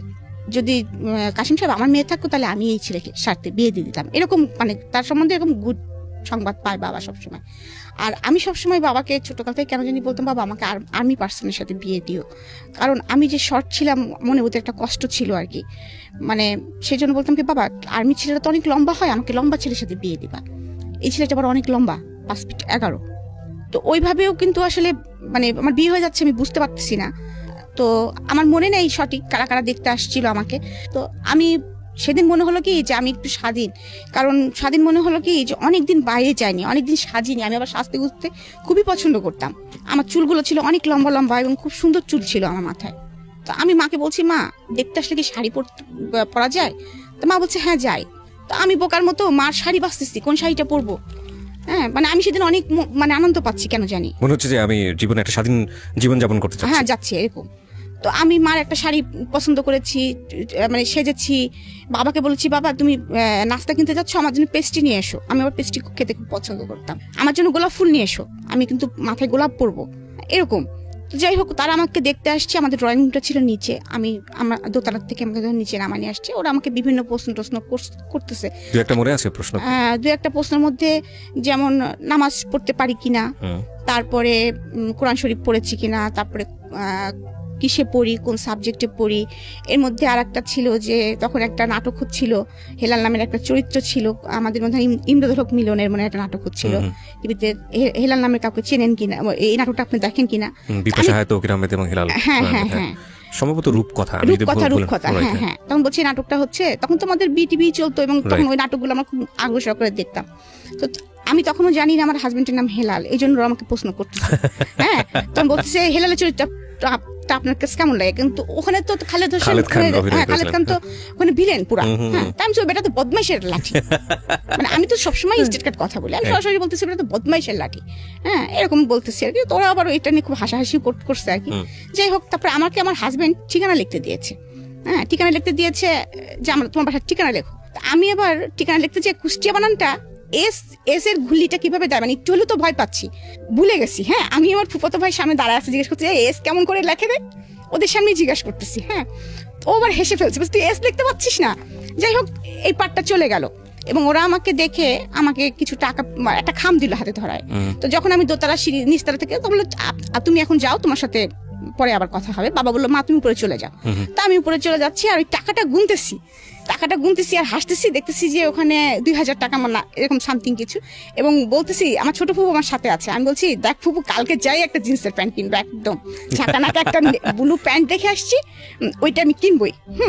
এরকম আমার যে বিয়ে হয়ে যাচ্ছে আমি এটা বুঝতে পারতেছি না। আমার একটা মা একটা সাদা পাঞ্জাবির উপরে ফেব্রিক্স করে আমাকে যে পাঞ্জাবিটা বানাই দিয়েছে না, ওইটার সাথে আমি ব্লু প্যান্ট দিয়ে পরবো, মানে এরকম করে বলতেছি। খুব খুশি হয়ে গেছে টাকাগুলো হাতে পেয়ে। এরকম 2-3 দিন যাওয়ার পরে আবার শুনি আমাকে দেখতে আসবে। এবার কারা আসবে? এবার মুরব্বী মহলরা আসবে। আচ্ছা, ওই হেলাল সাহেবের মুরব্বী যারা ছিলেন, হ্যাঁ আমার মানে শ্বশুর আসবেন, শাশুড়ি আসবেন, তা আরো খালা শ্বশুর টশুর যারা আছেন তারা আসবেন, এবং তারা পাকা কথা বলবেন। এটা তো আমাকে বলা হয় না, আমাকে বলছে দেখতে আসবেন। আমি বলছি বাবা বারবার আমার যেতে ভালো লাগছে না, এদিন কি শাড়ি পরতে হবে? বাবা বলছি ইচ্ছে হলে পরো, না হলে না পরো। তো সেদিনও শাড়ি পরলাম, কিন্তু সেদিন আমি কেন জানি ভয় পাচ্ছিলাম। তো যাই হোক, দেখতে আসে আমার শাশুড়ি, এখন জানি সে আমার শাশুড়ি, তখন আমার শাশুড়ি ছিলেন না আর কি। তো ওই মহিলাটা আমাকে বললেন দাঁড়াতে বললেন এবং হাঁটতে বললেন।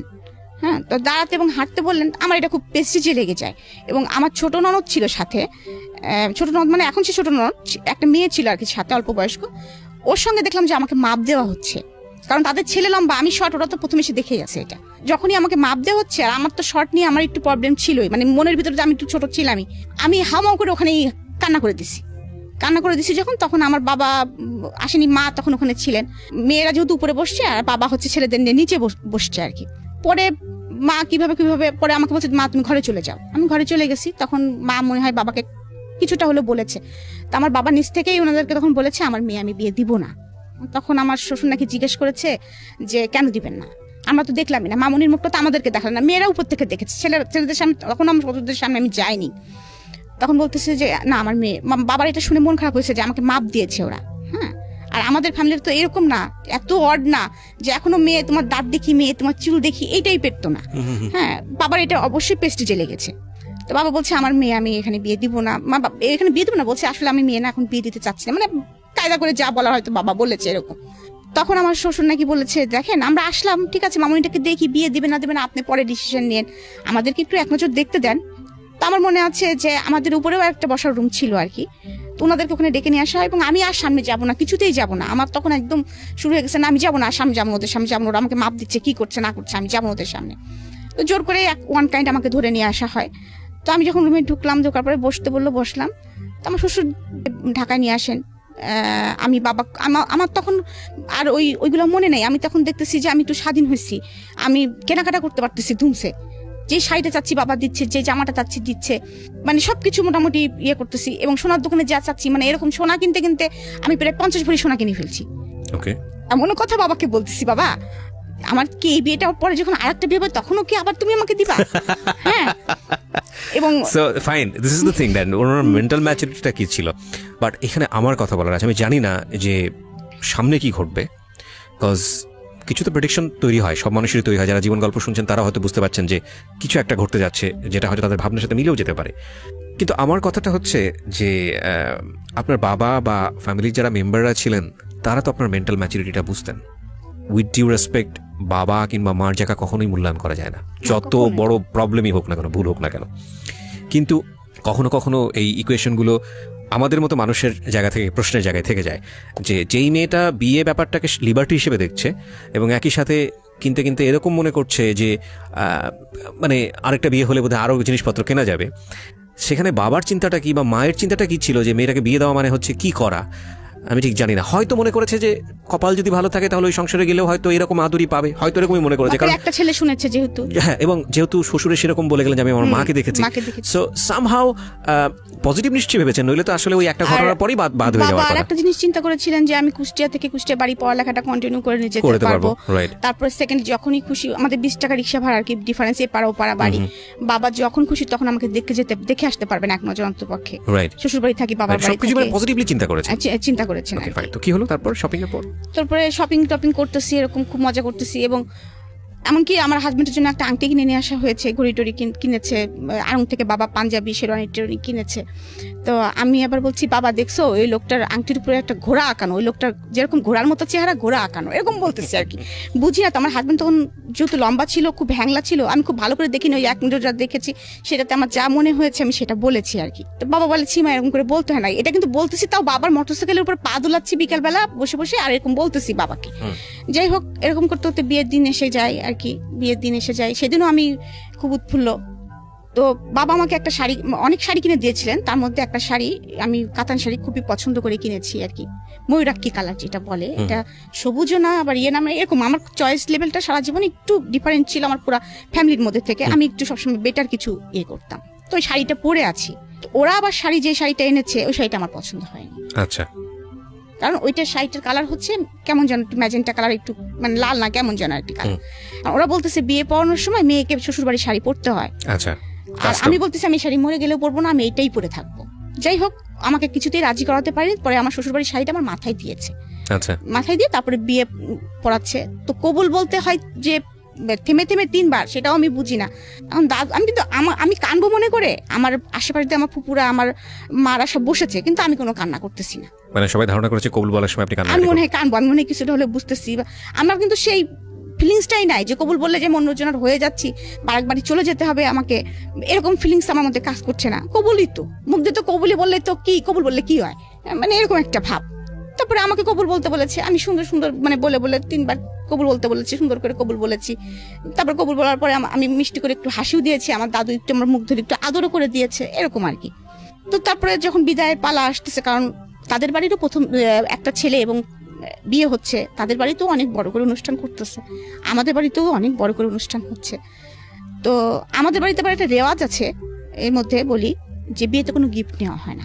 আচ্ছা, এটা কারোর বিয়েতে নেওয়া হয় না। ওকে। তারপরেও আমার এত পরিমাণে আমার জিনিস আমি পেয়েছি, সেটা হচ্ছে আমার আত্মীয় স্বজনের কাছ থেকে জোর করে দিয়ে গেছে, আমার ফুপুরা টুপুরা সবাই মিলে আর কি। এত পরিমাণে আমি স্বর্ণ, এত পরিমাণে আমি জিনিস পেয়েছি, মানে আমি নিজেও জানতাম না আমার কত স্বর্ণ ছিল। তো আমি যখন বিদায়ের সময়টা, যেটা আমি বলতেছি যে বিয়ে তো হয়ে গেল, বিয়ে হয়ে যাওয়ার পরে তখন আমাকে ওই নিচে নিয়ে যাওয়া হলো, মালা বদল করতেছি। তখন আমি দেখলাম যে কালো একটা হাত আমার মাথার উপর দিয়ে মালা দিচ্ছে। আমি বলতেছি কি রে, আমি কারে বিয়ে করলাম, কেন লোকটা কি কঙ্কাল কঙ্কাল ভূত কেন, হ্যাঁ মানে এরকম মনে হচ্ছে আমার কাছে। তারপরে যখন আমার বিদায় হয় তখন দেখি কি আমার সামনে কেউ নেই, না বাবা, না মা, না মামারা, কেউ নেই, অনলি শুধু আমার চাচা। এবং চাচা কিন্তু দাঁড়ায় থাকতে পারছে না, মানে কাঁপতেছে অলরেডি থরথর করে। এইটাও আমার শ্বশুরবাড়ির লোকরা কিন্তু মাইন্ড করছে, 2টা জিনিস মাইন্ড করছিল, তারা আমাকে এটা নিয়ে অনেক কথা শোনাইছে। সেটা হচ্ছে, মেয়ে কি পাগল, ওইভাবে কবুল বলে, কোনো মেয়েকে তো এইভাবে আজ পর্যন্ত কবুল বলতে দেখি নাই। আর একটা জিনিস, বিদায়ের সময় আমি কাঁদতেছি না, বিকজ আপনি বুঝিয়ে উঠতে পারছেন না, আমি বুঝে উঠতে পারতেছি না। আমি মনে হচ্ছে বেড়াতে যাচ্ছি কোথাও একজন জায়গায়। তো আমার চাচা শুধু একটা কথা বলে আমার মনে আছে, যে ওর হাতের উপর আমার হাতটা দিয়ে বললো, বাবা তুমি যদি মনে করো যে আমি আমাদের মেয়ে তোমার হাতে দিচ্ছি, তাহলে তুমি ভুল করো, মনে করো আমাদের কলিজাটা ছিঁড়ে তোমার হাতে আমরা দিয়ে দিচ্ছি, মানে এটা তুমি কিভাবে যত্ন করে রাখবা সেটা তুমি জানো বাবা, এতটুকুই। তো আমি চলে গেলাম।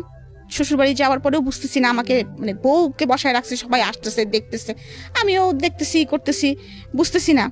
যাই হোক, ওই দিনটা গেল, মানে ওই সন্ধ্যাটা গেল আর কি। তারপরে আমার হচ্ছে 5 ননদ, তার মধ্যে ধরেন 4 জনই আমার থেকে বড়। ছোট ননদটা আমার বয়সী, আমার থেকে 2-1 বছরের জুনিয়র সিনিয়র হবো আমরা। তো ওর সাথে আমার এর মধ্যে একটু ভাব হয়ে গেছে আর কি। আর ও আমাকে আগে থেকেই চিনতো, মানে ও যে আমি যে স্কুলে পড়তাম ও সেই স্কুলে পড়তো, গার্লস স্কুলে। তো ও যখনই আমার ছবি টবি দেখেছে বা যখনই দেখতে এসেছে যে আমি, তখন ও খুব খুশি হয়ে গিয়েছিল ভিতরে ভিতরে, যে এই মেয়েটাকে তো আমরা কোনোদিন চিন্তাই করতে পারিনি, নাচ দেখেছি কত সুন্দর নাচে, এ আমার ভাবি হবে। ও তো ছোট মানুষ, ওর মধ্যে এটাই কাজ করেছে, এত সুন্দর একটা মেয়ে আমাদের ভাবি হবে। হ্যাঁ, ও খুব খুশি, ও আমার হাতে ভাব জমানোর খুব চেষ্টা করতেছে, আমার পিছিয়ে আছে আর কি সে। তো আমাকে জামা কাপড় চেঞ্জ করিয়েছে, আমার ননদ আমাকে শাড়ি পরিয়েছে, আর ওই মানে বিয়ের শাড়ি সাজগোজ খুলে একটা শাড়ি টাড়ি পরিয়েছে, এরকম বাড়ি ভর্তি লোকজন চলতেছে।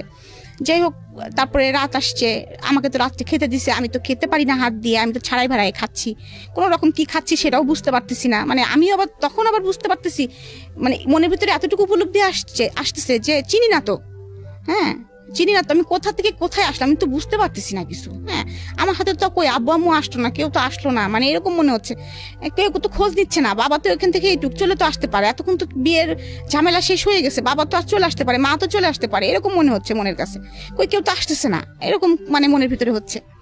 তো ওরা যা বলতেছে সেটাই করতেছি আর কি। দেখলাম মাগরিবের নামাজের সময় একটা লোক ঢুকলো আমার ঘরে, আমি বুঝতেছি যে এটা আমার মনে হয় হাজবেন্ড, কারণ আমার ঘরে তো যে কেউ ঢুকবে না, আমার ঘর মানে আমাকে বিয়ে করায় নিয়ে যে ঘরটায় বসায় রাখা হয়েছে, সে আমার সামনে নামাজ পড়লো, আমার সাথে কিন্তু কোনো কথা সে বলে নাই, আমিও কোনো কথা বলি না, কারণ আমি তো বুঝি না অত কিছু।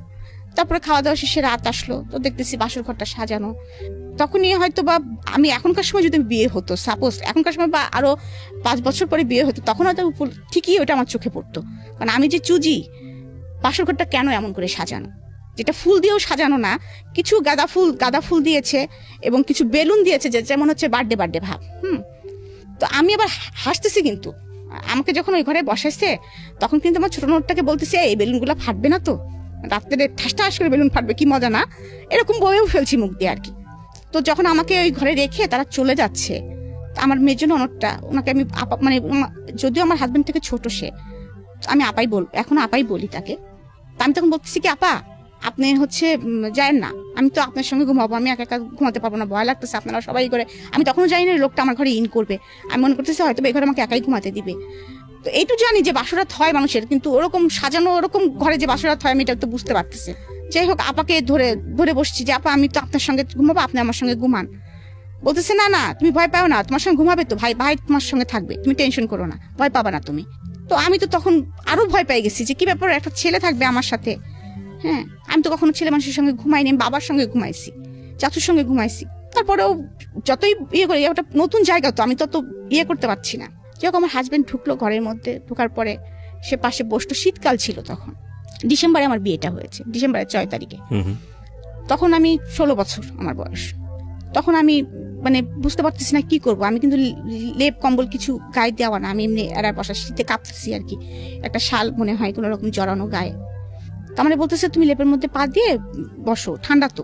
হ্যাঁ, তখন বলতেছে যে তুমি, আমি কি শেপ পরি, আবার ওই একই কথা সে জিজ্ঞেস করতেছে কি শেপ পরি, তারপরে আমি আমার সাবজেক্ট কি কি এগুলো জিজ্ঞেস করতেছে, কোন কোন স্যারের কাছে প্রাইভেট পড়তে যাই, নামাজ পড়তে পারি কিনা, কোরআন শরীফ পড়তে পারি কিনা, এগুলো জিজ্ঞেস করতেছে। আমি সে নামাজ পড়ি, মাঝে মাঝে পড়ি, হ্যাঁ, কোরআন শরীফ পড়তে পারি না, সোজা উত্তর। হ্যাঁ, তারপরে বলতেছে যে, তারপরে এটা জিজ্ঞেস করার পরে সে আমাকে এমন একটা অড প্রশ্ন করছে যেটার জন্য আমি কখনোই কোনোদিন প্রস্তুত ছিলাম না। আজকে আমি বলতেছি, ফিল করতেছি যে এই প্রশ্নটা মানে আমি জীবনে ভুলবো না। মানে এই কথাগুলো বলার পরে যে সে আমাকে বলতেছে যে তোমার মানে ডেট কবে। আমি বুঝতে পেরেছি, আমরা হয়তো ইন ডিটেইলি যাব না, বাট জীবনের কিছু কিছু মোমেন্ট থাকে যেগুলো কারো কারো জীবনের সারা জীবনেরই একেবারে ব্যক্তিগত অনুভূতি, সেটা হয়তো কারোর সাথে শেয়ার করার মতো না, কিন্তু কখনো কখনো ওই মোমেন্টগুলোই একটা সামাজিক শিক্ষার অংশ হয়ে দাঁড়ায়, কখনো কখনো ওই মোমেন্টগুলোই আরেকজনের জন্য একটা অনেক বড় শিক্ষণীয় হয়ে দাঁড়ায়। আপনার এই যে রাতের গল্পটা আপনি বলছেন, এটা প্রত্যেকটা মানুষের জীবনেরই স্মরণীয় রাত, ভয়ঙ্কর রকমভাবে প্রত্যাশিত রাত, এবং এই রাতেই প্রত্যেকটা ছেলে এবং মেয়ে, আমার যেটা মনে হয় যে সবারই একটা স্বপ্ন থাকে, একটা সুন্দর একটা মেমোরি যাতে সারাটা জীবন তারা ক্যারি করতে পারে। এই স্বপ্নটা যখন সে তার জীবনের আরেকজন মানুষের প্রয়োজন, সেটা ছেলের জায়গা থেকে হোক বা মেয়ের জায়গা থেকে হোক, মানে একটা মেয়ে যখন একটা ছেলেকে কল্পনা করে বা একটা ছেলে যখন একটা মেয়েকে কল্পনা করে, এইটা বুঝতে শেখে যখন থেকে, একদম নর্মালি যখন বুঝতে শেখে তখন থেকে সে কল্পনা করা শেখে। এটা বৈজ্ঞানিকভাবে যেমন সত্য এবং খুব নর্মালি আমাদের জীবনে এটা সত্য। এবং এই কাঙ্ক্ষিত রাতটা যখন স্বপ্নের মতো না হয়, এবং স্বপ্নের মতো না হলেও হয়তো বা সমস্যা না, পছন্দনীয় না হলেও সমস্যা না, কিন্তু যখন ভয়ঙ্কর হয়ে দাঁড়ায় তখন সেটা সারা জীবনের জন্যই একটা বড় সমস্যা। কখনো কখনো সেই ভয়ঙ্কর এক্সপিরিয়েন্সগুলো 8-10টা মানুষের জীবনে ওই ভয়ঙ্কর এক্সপিরিয়েন্স যাতে না হয়, সেজন্য হয়তো বা যতটুকু যেভাবে শেয়ার করা প্রয়োজন সেভাবে আমরা শেয়ার করার সুযোগ দিই। আমরা ছোট্ট একটা বিরতি নেব প্রিয় শ্রোতা। আপনাদেরকে আরও একবার মনে করিয়ে দিচ্ছি, আপনারা শুনছেন মিস্টার ম্যাঙ্গো ক্যান্ডি প্রেজেন্স জীবন গল্প আমি আরজে কিবরিয়ার সাথে। ছোট্ট একটা বিরতির পর আবারও ফিরে আসছি। জীবনে অনেক ভুল হয় এবং একজনের ভুল থেকে আমরা অনেক সময় অনেক কিছুই শিখি। ঠিক আছে, তো আপনার জীবনে যে ঘটনাটা ঘটলো তারপর কি হলো? তো তারপরে মানে এটা আমি কিভাবে বলবো বুঝতে পারছি না, মানে এক্সপ্লেন করব কিভাবে, আই ডোন্ট নো। অনেকের জীবনে এটা হয়তো খুব মানে সুখ, আমি এটা হতে পারতো সুখের, কিন্তু আমি যেহেতু বয়স অল্প, হাইট ওয়েট কম তার থেকে, তারপরে সে অনেক লম্বা চড়া মানুষ, তার স্বাভাবিক নিয়মে সে ছিল হয়তো বা, কিন্তু আমার জন্য ফিলিংসটা খুব ব্যাড ছিল আর কি। আমি খুব কষ্ট পাচ্ছিলাম আর কি, সোজা কথা। এবং আমি আগেই বলেছি যে আমার স্কিন খুব পাতলা ছিল, আমি রান্না কখনো তো কাজ করিনি, কখনো রোদে পুড়িনি, কখনো মানে ছিলাম আর কি একটু। তো আমার কিন্তু একটুতে গায়ে ফোসকা পড়তো, মানে এমন হচ্ছে একটু বেশি রোদে হলেও দেখা যাচ্ছে আমার গায়ে লাল লাল ছোপ ছোপ দাগ পড়ে যেত। একটু বেশি রোদে গেলে বা বেশি গরম লাগলে আমি কিন্তু গরম সহ্য করতে পারতাম না, আমার নাক দিয়ে ব্লাড এসে যেত। তো উনি আমাকে যে আদরের নমুনাটা দেখিয়েছে, ইট ওয়াজ নট হিউম্যানিটিক, এটা আলটিমেটলি মানবিক আচরণ ছিল না, আপনি যেটা বলতে যাচ্ছেন। তারপর সে আমাকে বোঝানোর চেষ্টা করেছে, এটুকু আমার মনে আছে, যে না তুমি কষ্ট পাচ্ছ, এটা ঠিক, কষ্ট পেও না, এটা হয়, এটা ঠিক হয়ে যাবে আস্তে আস্তে। যাই হোক, সকাল হলে পরের দিন সকালে বউ ভাত, বাসায় অনুষ্ঠান কম কমানো। তো আমি কাউকে কিছু বলতে পারছি না, কিন্তু মনের ভিতরে তখনই একটা আমার কষ্ট ঢুকে গেছে কিন্তু অলরেডি, যে এটা কি হলো, বিয়ে মানে কি এরকম, আমি এটা কিন্তু বুঝতে পারতেছি না, বিয়ে মানে কি এরকম, আর এই লোকটার সাথে তাহলে আমাকে এভাবে থাকতে হবে। মানে আমি মানে সবকিছু মিলে আমার মাথার মধ্যে হজবরল অবস্থা হয়ে গেছে একটা আর কি। আর আমি খালি অপেক্ষা করতেছি কখন বাবা মা আসবে, কখন কে আসবে, মানে আমি অপেক্ষা করে আছি আর কি। মানে আমার ভালো লাগছে না, সোজা কথা ভালো লাগছে না। আমি সকালেও তেমন ভাবে খাচ্ছি না, কিন্তু আমার হাজবেন্ড দেখতে সকালবেলা থেকে স্বাভাবিক, সে ঘুরতেছে, সবার হাতে কথা বলতেছে আর কি, আমার ঘরে আসতেছে, সবকিছু স্বাভাবিক, অনুষ্ঠান সবকিছু স্বাভাবিক। এবং একসময় আমার বাবা মা আসার পরেও আমি ওই অবস্থায় দেখা যাচ্ছে আমাকে মানে স্টেজ করে যেখানে বসিয়ে রাখা হয়েছে, আমি তো খুব ক্লোজ ভাবে তখন বাবা মার সঙ্গে কিছু বলতে পারছি না। আর আমার বাবা কেন যেন ওই দিনের পর থেকে তার চেহারাটা চোর হয়ে গেছিল আর কি। চোর বলবো কেন, মানে আমার দিকে চোখ কিরকম লুকা ছাপা, চোর বলবো না, লুকো ছাপা আর কি। মানে হয়তো বা আমার দিকে তাকালে তার চোখ জলে ভরে উঠতেছিল, এমন কিছু হচ্ছে হয়তো বা, সে নিজেকে হাইড করছে। হ্যাঁ, আমি তো কিছু বলতেও পারছি না কাউকে। শুধু ছোট ফুপুটা আমার ফ্রেন্ড তো, সে আসার পরে তখন আমাকে বলতেছে, আমাকে তো বললাম যে অনেকে মনা বলে ডাকতো, তো আমাকে বলতেছে মনা কেমন আছো। হ্যাঁ, তো আমি বলছি যে ফুপু আমার না ভালো লাগেনি, আমার সারা রাত ঘুম হয়নি। হ্যাঁ, তোমরা আমাকে আজকে নিয়ে যাবা তো? হ্যাঁ, তো বলছে হ্যাঁ আজকে নিয়ে যাবে, মিয়া ভাই বলেছে আজকে তোমাকে নিয়ে যাবে, যে আমাকে সহকারে আজকে নিয়ে যাবে। আমি এবার ওকে বলছি কি, ফুপু শোনো, ওই লোকটাকে নিয়ে যাওয়ার দরকার নেই, আমাকে নিয়ে যাও। হ্যাঁ, বাবাকে আস্তে করে বলে এসো, ওনাকে নিয়ে যাওয়ার দরকার নেই। মানে এইভাবে আর কি। আমি তো আসলে বুঝতেছি না, ওই লোকটা আমার সঙ্গে গেলেই মনে হলো যে আমার একটা ব্যাড ফিলিংস, ওই লোকটাকে নিয়ে যাওয়ার দরকার নেই, এই জন্য ফুপুকে আস্তে করে কানে এটা বলতেছি। যাই হোক, ওই দিনকার অনুষ্ঠান মিটে টিটে গেল, তারপরে আমাদেরকে নিয়ে যাওয়া হলো। তো আমার বেডরুমেই আমি ছিলাম আর কি। সেখানেও আমার বাবা মা তো আর কোনো কিছু খেয়াল করে না। আমার বাবা মার ধুম লেগে গেছে, বাড়িতে অনেক লোক, পুপুরা ধুম লেগে গেছে যে জামাইকে কোন পিঠা খাওয়াবে, জামাইকে নতুন জামাই ফার্স্ট আসছে আমাদের বাড়িতে, যৌথ পরিবারের জামাই গেলে মানে আমাদের বাড়িতে একদম মনে করেন যে আনন্দ উৎসব। আর আমি হয়েছে কি যে এই একদিন দুই দিনে মানে আমার ফ্যামিলি থেকে যেহেতু আমি একটু দূরে, আমি আমার ফুপাতো ভাই বোন টোন এদের পেয়ে ওদের সাথে সবসময় থাকি, ওদেরকে পেয়ে আমার জামার কথা আমি ভুলে গেছি। মানে এমনিও তোর কথা আমার মনে থাকার কথাই না, তারপরে ওই যে আমার সাথে একজন লোক আসছে, তার থেকে আমার কোনো ইয়ে নাই। আমি কিন্তু ওদের সাথেই মানে বাসায় যে ঢুকেই আগে আমি কিন্তু শাড়িটা খুলে আগে কিন্তু আমি স্কার্ট পরে ফেলছি, বুঝছেন, ফেলে আমি আমার মতো মানে আবার দৌড়ানো শুরু করছি ঘরের মধ্যে। একবার এর সাথে এই গল্প করে, ওর সাথে গল্প করি। কিন্তু এর মধ্যে হঠাৎ করে আমার এক ফুফাতো ভাই, ওর সাথে খুব ফ্রেন্ডলি সম্পর্ক ছিল, আমার থেকে 2 বছরের বড়। তো ও আমাকে জিজ্ঞাসা করতেছে, মনি তোর মুখ চুপ দেখে তো ভালো, ওই যে বললাম আপনাকে যেটা সাইন দেখে, বলছে ভালো লাগতেছে না তো। হ্যাঁ, তখন আমি বলতেছি কি যে ভাই জানো লোকটা না একটু ভালো না, হ্যাঁ লোকটা না খুব খারাপ, অনেক চরিত্র খারাপ। এভাবে বলতেছি লোকটা। হ্যাঁ, আমি বাংলা সিনেমার ভিলেন দেখো না, ওই রকম জানো, এখন এরকম বলতেছি। তো বলার পরে তখন আমার ভাই আবার হাসতেছে, বলছে কই, মানে আমাকে সান্ত্বনা দেন। আমি তো দেখলাম যে মিঠুন চক্রবর্তীর মতো। হ্যাঁ, এরকম আর কি কথাবার্তা হচ্ছে। যাই হোক, আমার সংসারটা এইভাবে আর কি আগায় যাচ্ছে। আমি শ্বশুর বাড়িতে যাই আসি, বাবার বাড়িতেও থাকি, কিন্তু আমি কিন্তু এইগুলো আসলে তখন কিন্তু বুঝি না যে শ্বশুর বাড়ি গেলে কাজ করতে হয়, কি করতে না হয়। আমার হাজবেন্ড সকালবেলা অফিসে চলে যান, আমি হয়তো গুসুর করে। উনি কি ছিল, পেশা কি ছিল? উনি ছিল তখন অ্যাসিস্ট্যান্ট ইঞ্জিনিয়ার। হ্যাঁ, উনি হচ্ছে বিএসসি ইঞ্জিনিয়ার যেটা বলে আর কি আপনার পানি উন্নয়ন বোর্ডের। তো আমি তখনও কিন্তু বুঝি না। তো আমি নাস্তা টাস্তা খাই, ছোট ননদের সাথে সময় পাস করি, কিন্তু আমার শাশুড়ি মনে মনে খুব খেপে যাচ্ছে। হ্যাঁ, আমি এখন জানি আর কি উনি খুব খেপে যাচ্ছেন, কি বউ বিয়ে করে নিয়ে আসলাম, শাশুড়ি কি করতেছে তাও কি দিয়ে দেখে না, বাড়ির কে কি করতেছে কি দিয়ে দেখে না, ঘুম থেকে দেরি করে ওঠে, নামাজ পড়ে না, হ্যাঁ মানে নখ পালিশ লাগায় বসে থাকে, হ্যাঁ নাক ফুটো করা নাই, হ্যাঁ এরকম অনেক কিছু আর কি। তো ওই দিন উনি খুব হঠাৎ করে খুব লাউড হয়ে গেলেন, আমার বলতেছে এই তোমার কি খালি শোকেসে সাজা রাখার জন্য নিয়ে আসা হয়েছে নাকি, তুমি খালি ঘরের মধ্যে বসে বসে মান্দাদের হেমন্তের না কি কার কার কার গান শুনো, হ্যাঁ তোমার হাজবেন্ড খাবে সেটা তোমার খেয়াল রাখতে হয় না, তোমার যে 5টা ননদ আছে তারা কলেজে যাচ্ছিস ভার্সিটিতে যাচ্ছে, তুমি সেগুলো খেয়াল রাখবা না, হ্যাঁ তুমি নিজেকে নিয়ে সবসময় বসে থাকো, হাতে নখ পালিশ মাখিয়ে বসে থাকো, মানে এরকম করে আমার সাথে খুব চিল্লাপাল্লা করতেছে এই কয়েকদিনের মধ্যেই, মানে 15-20 দিনের পরেই। আচ্ছা, আমি কিন্তু বুঝতে পারতেছি না, আমি একদম থতমত খেয়ে হা করে বসে আছি যে আমাকে এই ধরনের কথা কেউ কখনো বলে নেই। হ্যাঁ, আমি তো আসলে এরকম কথা কোনোদিনও বলে নাই আমাকে কেউ। তো আমি খুব মন খারাপ করে ওনার দিকে তাকায় আসলে উনি কি বলতেছেন, আমি বলতেছি মা আমার নাক ফুটো নেই সেই জন্য রাগ করতেছেন, আমি এটাও বুঝি নাই। যখন বলছে এই মেয়ের নাক ফুটো নাই, আমি নাক ফুটো জানো না, জানে হ্যাঁ কি বাড়িতে বিয়ে দিছি, মেয়ের হচ্ছে নাক ফুটো না থাকতে ছেলের অমঙ্গল হয় এটা জানে না, এরকম বলতেছে। তা আমি বলছি এটার জন্য মনে উনি রাগ করছে। তা আমি বললাম ওই যে জেদি ছিলাম, আমি নাক ফুটোর যখন এতই সমস্যা, আচ্ছা ঠিক আছে, আমি একদম নিজের যে ঘরটায় থাকতাম, এমনকি আমি ওই ঘরে যখন যে ঘরটাকে আমাকে থাকতে দেওয়া হয়েছে, যে সেই ঘরটার পরিবেশটা এরকম ছিল যে একটা শুধু খাট, ড্রেসিং টেবিল নাই কোনো, একটা টেবিল আর একটা স্টিলের আলমারি, আর কিছু নেই ওই ঘরে। ও একটা আলনা ছিল, যে আমি কখনো মানে আমার ঘরটা তো অনেক সাজানো গোছানো, তখনকার সময় চেস্টের ড্রয়ার একদম ম্যাচিং করা সবকিছু।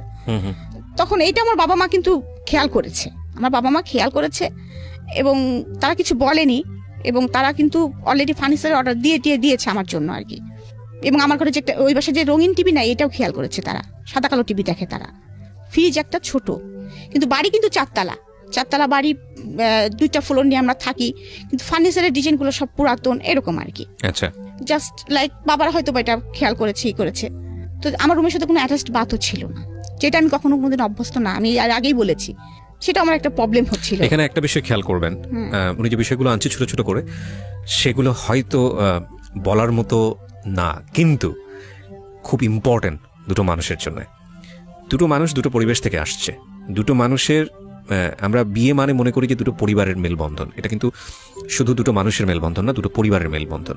এবং অবশ্যই একটা মানুষ যেভাবে যে লাইফস্টাইলে ছিল, হঠাৎ করে এসে আরেকটা লাইফস্টাইলে মানানসই হওয়াটা খুবই ডিফিকাল্ট, সে ছেলেই হোক বা মেয়েই হোক। কিন্তু আমাদের সামাজিকতা একটা বিষয় আমরা ধরে নিই যে মেয়ে মানেই হচ্ছে তাকে মানিয়ে চলতে হবে, মেয়ে মানেই হচ্ছে সে যে পরিবার থেকে আসুক না কেন, যেটাই করুক না কেন, শ্বশুরবাড়িতে যা আছে সেটাই তাকে মেনে নিতে হবে। যদি সিচুয়েশনটা এরকম হয় যে না এখানে আসলে কিছু করার নেই, বিকজ ওনাদের কি বলা যেত এফোর্ড করার ক্ষমতা আসলে অতটুকুই, তাহলে সিচুয়েশনটা ডিফারেন্ট। কিন্তু যদি বিষয়টা এরকম হয় যে না ইউ হ্যাভ মানি অ্যান্ড আপনার সেই ক্যাপাবিলিটিস আছে, তাহলে আপনার পরিবারে যেই আসুক না কেন তাকে যদি আপনার পরিবারেই সাস্টেন করতে হয়, তাহলে আপনার উচিত তার পাস্ট লাইফটা একটু হলেও স্টাডি করা, নইলে কিন্তু সে কোনোভাবেই আপনাকে বেস্টটা দিতে পারবে না। কারণ আমি যদি বলি যে একটা ছেলে হোক বা মেয়েই হোক না কেন, দেখুন যিনি এই ভদ্রলোকের সংসারে গেছেন তিনি কিন্তু গিয়েই রাতারাতি পরিবর্তন হবেন, বিষয়টা কিন্তু এরকম না। তিনি তারা একদম পুরো, যদি 16 বছরে বিয়ে হয়ে থাকে ওনার, উনি যেটা বলছিলেন 16টা বছর নিয়েই কিন্তু সেখানে গেছেন, হ্যাঁ। এবং এই 16টা বছরে তাকে কিভাবে ট্রিট করা হয়েছে, কিভাবে বড় করা হয়েছে, কি আচরণ তার সঙ্গে করা হয়েছে, কি ধরনের পরিবেশের মধ্যে সে থেকেছে, সে সব কিছু নিয়ে কিন্তু ওখানে গেছে। সুতরাং এটাকে যদি রাতারাতি ধাক্কার কবলে পড়ে যায় তাহলে এটার ভবিষ্যৎ ভালো হবে না, এটাই ধরে নেওয়া যায়। জানি না কি হয়েছে, ওকে বলুন। তারপরে যাই হোক, আমি এগুলো কিছু বলি না, কিন্তু আমি যে আসলে আমি এখন নিজে ইমাজিন করি সেটা হচ্ছে যে ওই সময় এরকম বোবা কেমন করে হয়ে গিয়েছিলাম। হ্যাঁ, না বোবা বেশিক্ষণ থাকবেন না, এটা আমরাও জানি, কারণ সিচুয়েশন ডিমান্ড হচ্ছে এমন একটা জিনিস মানুষ একটা পর্যায়ে পর্যন্ত সেভ করতে পারে। ইভেন তখন আমি মনে করি এটা সেভ না, এটা হচ্ছে জমায়। তো জমায় মানে হচ্ছে কি, ধনুকের তীরটা যখন আপনি টানবেন প্রথম পর্যায়ে কিন্তু ছাড়লে আপনি এটা বেশি দূর যাবে না, তো তখন মনে হয় কি ঠিক আছে তীর তো আসবে না, কিন্তু তারপরে জমতে যখন একবার টানার পর এক্সট্রিম লেভেলে যখন টানা হবে, টানার পরে যখন ছাড়া হবে তখন কিন্তু গতিটা যায়।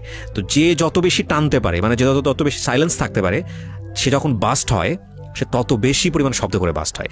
তো আমরা একটা জিনিস মনে করি, সেটা মেয়ে হোক বা ছেলেই হোক না কেন, যখন আমরা কারোর প্রতি অত্যাচার করছি কিংবা কেউ যখন একটা জিনিস মানিয়ে নিচ্ছে, চাপতেছে ভিতরে, চাপার ক্ষমতাটা ভালো, কিন্তু এটা যদি এমন হয় যে চাপতে অনেক দিন ধরে চাপার পরে সে বাস্ট হলো, তাহলে ক্ষতি হওয়ার সম্ভাবনাটা বেশি। তার চেয়ে বরং একটু চাপলে একটু বের করে দিল, একটু চাপলে একটু বের করে দিল, সেটা অন্য জিনিস। কিন্তু ওনার ক্ষেত্রে বোধহয় বিষয়টা ওরকমই হয়েছে। জি রিমা, তারপর কি হলো? তারপরে আমি মানে জেদ করে ঘর আটকাই, মানে নিজের গেট আটকাই দিলাম, দিয়ে সুই সুতো নিছি। আমার ছোট নদকে বললাম নিজের নাক নিজেই ফোড়াবেন? হ্যাঁ, নিজের নাক নিজেই ফুটো করে ফেলছি। করেছেন? হ্যাঁ, আমি বললাম না যে বেলের দিয়ে হাত কাটতে যখন পারি তখন তো ওই জেদ উঠলে তো আমি ওইটাও করতে পারি। তো নিজে নাক নিজে ফুটো করে ওরা আমাকে যে নাক ফুলটা দিয়েছিল সেই নাক ফুলটার সঙ্গে সঙ্গে আবার পড়েছি, রক্ত পড়তেছে কিন্তু। My goodness. পরে এসে আমার শাশুড়িকে বলতেছি, দেখছেন পড়ছি, এখন তো কিছু হবে না। আমার শাশুড়ি আমার দিকে হা করে তাকায় আছে, কি মেয়ে এটা, হ্যাঁ যাই হোক হয়তো এরকম একটা ফিলিংস নিচ্ছে। তো আমি আবার কিছুদিন পরে হয়তো আমার আম্মার ওখানে গেছি, আম্মা দেখে তো কান্নাকাটি করে আসছে, কারণ বাবা নাক ফুটো করা পছন্দ করতেন না, আমি ব্যথা পাবো দেখে বিদায়। আচ্ছা আচ্ছা। তো সেখানে আমার নাক ফুটো করা এবং অলরেডি সেটা সঙ্গে সঙ্গে তাজা ইসের মধ্যে আমি পড়েছি, এটা তো ঘা হয়ে মানে একটু ফুলে টুলে গিয়েছে। যখন মা নাক ফুল খুলে ওয়াশ করে আবার মলম টলম লাগিয়ে যাই হোক নাকটা ঠিক করেছে পরে। কারণ আমার বাবা বাড়ি থেকে মা বাড়ি তখন তো বেশি দূর, মানে শ্বশুর বাড়ি তো বেশি দূরে না। দেখা যাচ্ছে শুক্রবারের ছুটির দিন হলেই দেখা যাচ্ছে বাবা জোর করে এসেই বলতো, বাবা একটু আসো, আমার মেয়েটাকে একটু আসো, বা বাবাই আসতেন দেখতে, এরকম প্রায় হতো। আর আরেকটা জিনিস হয়েছিল কি, যে আমার বাবা আমার সুবিধার জন্য বললাম যে ফার্নিচার থেকে শুরু করে টিভি বিজিপি সবকিছু আমার শ্বশুরবাড়ি পাঠিয়ে দিয়েছেন, এমনকি ফ্রিজ পর্যন্ত। হ্যাঁ, তো তারপরে দেখা যাচ্ছে যে আমার ভাই একটা বাইক ছিল, আমার ভাইয়া কলেজে ওঠার সাথে সাথে একটা বাইক চালাতেন। আমার বিয়ের পরপরই আমার বাবা আমার হাজবেন্ডকে একটা বাইক কিনে দেন। আচ্ছা। যে তাহলে যখন তখন আমার মেয়ের সাথে করে আসতে পারবে, আমার মেয়েকে সাথে করে একটু ঘুরবে। কারণ আমার আবার বাইকে চড়ার খুব অভ্যাস ছিল, কারণ ভাইয়াদের সাথে বাইকে চড়তাম, কোথাও নিয়ে যেতে হলে বাইকে যেতাম, বাবার সাথে আবার যেতাম, যার জন্য আমি বাইকে চড়তে খুব পছন্দ করতাম। বাবা এটা জানতো, তো এরকম মাঝে মাঝে যাওয়া হতো। কিন্তু ওনার সাথে কি সম্পর্কটা আমার কেমন ছিল, মানে ঝগড়াঝাটিও ছিল না, আবার তার সঙ্গে খুব ফ্রি ছিলাম এরকমও না। যে সংসারে কি হচ্ছে সেটাও আমি তাকে বলতাম না। মানে হয়েছে কি, তার সঙ্গে আমার দেখা যাচ্ছে হয়তো খুব কম, ভয় পেতাম তাকে আমি, এবং কি বলে ডাকবো এটাও কিন্তু আমি বুঝতে পারতাম না। আমাকে কেউ ডাকতে বলে কোনো সময় ভাই বলে ডাকতাম, ভাই ভাই আপনাকে ডাকতেছে, আবার কখনো বলতাম কি দাদা ভাই দাদা ভাই আপনাকে ডাকতেছে, এরকম বুঝতাম না আর কি। এটার জন্য বকা খাইতাম, মাঝে মাঝে নাম ধরেও ডেকে ফেলতাম। হ্যাঁ, তো আমার শাশুড়ি এটা নিয়ে বকাও দিত। তো এরকম একদিন এরকম চলতেছে আমার সংসার আর কি, বকাচকা খাচ্ছি, বুঝতে পারতেছি না কি হচ্ছে না হচ্ছে। আম্মার কাছে মাঝে মাঝে যাই বলতেছি, আম্মা এরকম বকা দেয় কেন ওনারা, আমি তো কাজ করতে পারি না, হ্যাঁ এরকম বলি। তা আম্মা এর মধ্যে হয়তো বা প্রস্তাব দিয়েছিল আমার শাশুড়ির কাছে যে আমার মেয়ে হয়তো কাজ করতে পারে না বিয়ান, আমি কি একটা কাজের মানুষ দিব আপনাদের, ওদের বাসায় যে দেখি যে একটা মোটে কাজের মানুষ, তাও ছোট। আমার শাশুড়ি অনেক কাজ করেন, আমার অন্যরাও দেখলাম যে অনেক কাজ টাজ করেন, সেখানে আমি কিছুই করি না, সেটা তো আসলেই কথা শোনানোর মতোই আর কি। যাই হোক আমার বেসিক্যালি তখন সেটা মনে হয়েছে আর কি। হ্যাঁ, তো তারপরে এরকম করতে করতে তারপরে হঠাৎ করে একদিন আমার শাশুড়ি বললো, হ্যাঁ তুমি একটু রান্না বাড়া দেখো না, এরকম যাই হোক এরকম বলতেছে। তার আবার একটু মাঝে মাঝে প্রবলেম হতো, বুকে পেন টেন করতো, এরকম আমার কষ্ট হয় একা একা। তখন আপনার লেখাপড়ার কি অবস্থা? তখন লেখাপড়ার অবস্থা হচ্ছে আমি কলেজ টোটালি অফ করে দিয়েছি, সেকেন্ড ইয়ারের পরীক্ষা দিয়ে কলেজে যাওয়াই হয় না। মানে সেকেন্ড ইয়ার ফাইনাল পরীক্ষা দিয়ে না, ফার্স্ট ইয়ার ফাইনাল পরীক্ষা দিয়ে সেকেন্ড ইয়ারে উঠেছি। উঠার পরে আপনি আর যাচ্ছেন না? যাচ্ছি না। ওকে। আসলে আমি তখন আসলে বুঝতে পারছিলাম না আসলে যে আমার কি করণীয়। তো আমার মনে হচ্ছিল যে হয়তো বা মাকে বলতাম যে মা আমার কাজটা করলে মনে হয় ভালো হয়, উনি তো একটু রাগটাগ করে। তো আমার মা বলতো যে শ্বশুরবাড়ির সবাই এরকম, তখন আমিও তো কাজ করি, হ্যাঁ করতে হয় মা এগুলো, একটু তুমি শাশুড়ির সঙ্গে একটু একটু হেল্প করবা। এখন হেল্প করা বলতে আমার মা ততটা বোঝে নাই যে হেল্প বলতে কি বোঝাচ্ছে আর কি, হয়তো বা শাশুড়ির সঙ্গে একটু করলাম টরলাম, কিন্তু হেল্প বলতে আমি বাড়ির একটা বউ, আমার যে এত দায়িত্ব আমি কিন্তু তখন কিন্তু বুঝতে পারতেছি না যে এবারে আমি একটা বউ, আমার 5টা ননদ, আমার অনেক দায়িত্ব, এবং আমার শাশুড়ি একটু অসুস্থ, আমাকে অনেক দায়িত্ব নিতে হবে, এটা কিন্তু আমি বুঝতে পারতেছি না। আর আমার হাজবেন্ড কোনো যাই হোক, এবং আমার হাজবেন্ড এটাও বুঝতো না যে একটা বউয়ের বা একটা মেয়ের অনেক কিছু লাগতে পারে। এইভাবে আমি আর কি লাইফ লিড করতেছি আর কি। আর আমি যখন বাবা বাড়ি আসি তখন আমার মা যেটা ভালো লাগে সেটা আমার জন্য কিনে রাখে, বা আমাকে সাথে করে নিয়ে যায় মার্কেটিং করে, এবং আমি অনেক সময় কাঁদতাম যে বাবা আমার কাছে তো টাকা নাই, হ্যাঁ আমার কাছে তো টাকা নাই, আমি তো চটপটি খেতে পছন্দ করি, আমাকে তো কেউ চটপটি ফুচকা খাওয়াতে নিয়ে যায় না, এই করে না। বাবা আমার মনে আছে সে টাকা আমাকে অনেক সময় যাওয়ার সময় 5,000 10,000 করে টাকা দিয়ে দিত। এইগুলো আবার দেখা যাচ্ছে আমি আমার ননদদের পিছনেই খরচ করতাম, এই তোরা কি কিনবি বল, আমার কাছে টাকা আছে। আমি কিন্তু আসলে ওইভাবে কখনোই, ওরা আমাকে আপন না মনে করলো, আমি কিন্তু সবসময় এইভাবে। আবার দেখা যাচ্ছে যে ভাবি তোমার না অনেক সুন্দর সুন্দর আংটি, এই তো আংটি নিবি, আমার না বক্স ভর্তি আংটি আছে, নিয়ে যে দিয়ে দিতাম ওদের, ওরা কয়টা নিয়েছে সেটাও কিন্তু আমি কোনদিন খেয়াল করতাম না এরকম। তারপরে আমি এরকম ভাবে আমার সংসার চলছে, এর মধ্যে আমার পরীক্ষা এসে যায়, তো মা বলে পরীক্ষা তো দিতে হবে তোমাকে। তা আমি বলি বিয়ে দিছো তো আবার পরীক্ষা দিব কেন, আমার আর পড়ালেখার প্রতি তেমন কোনো আগ্রহ নাই আর কি, সারাদিন কাজ করে আমার আর ইচ্ছা করে না পড়ালেখা করি। তো আম্মা কি করতেন, আমাকে দুপুর মানে 4টার দিকে এসে নিয়ে যেতেন, প্রাইভেট টেভেট পড়ায়, আবার আম্মা আমাকে মানে সন্ধ্যার পরে যখনই প্রাইভেট পড়া শেষ হতো মা আমাকে দিয়ে যেতেন। আচ্ছা, এটা নিয়েও কথা শুরু হলো আর কি, এটা নিয়েও কথা শুরু হলো যে পাড়ার লোকজন কি বলতেছে, প্রতিদিন একটা মা তার মেয়ের বাসায় আসতেছে, হ্যাঁ এটা তোমার মা, আমি তো আমার মা তোমাকে প্রাইভেট পড়াতে নিয়ে যাচ্ছে।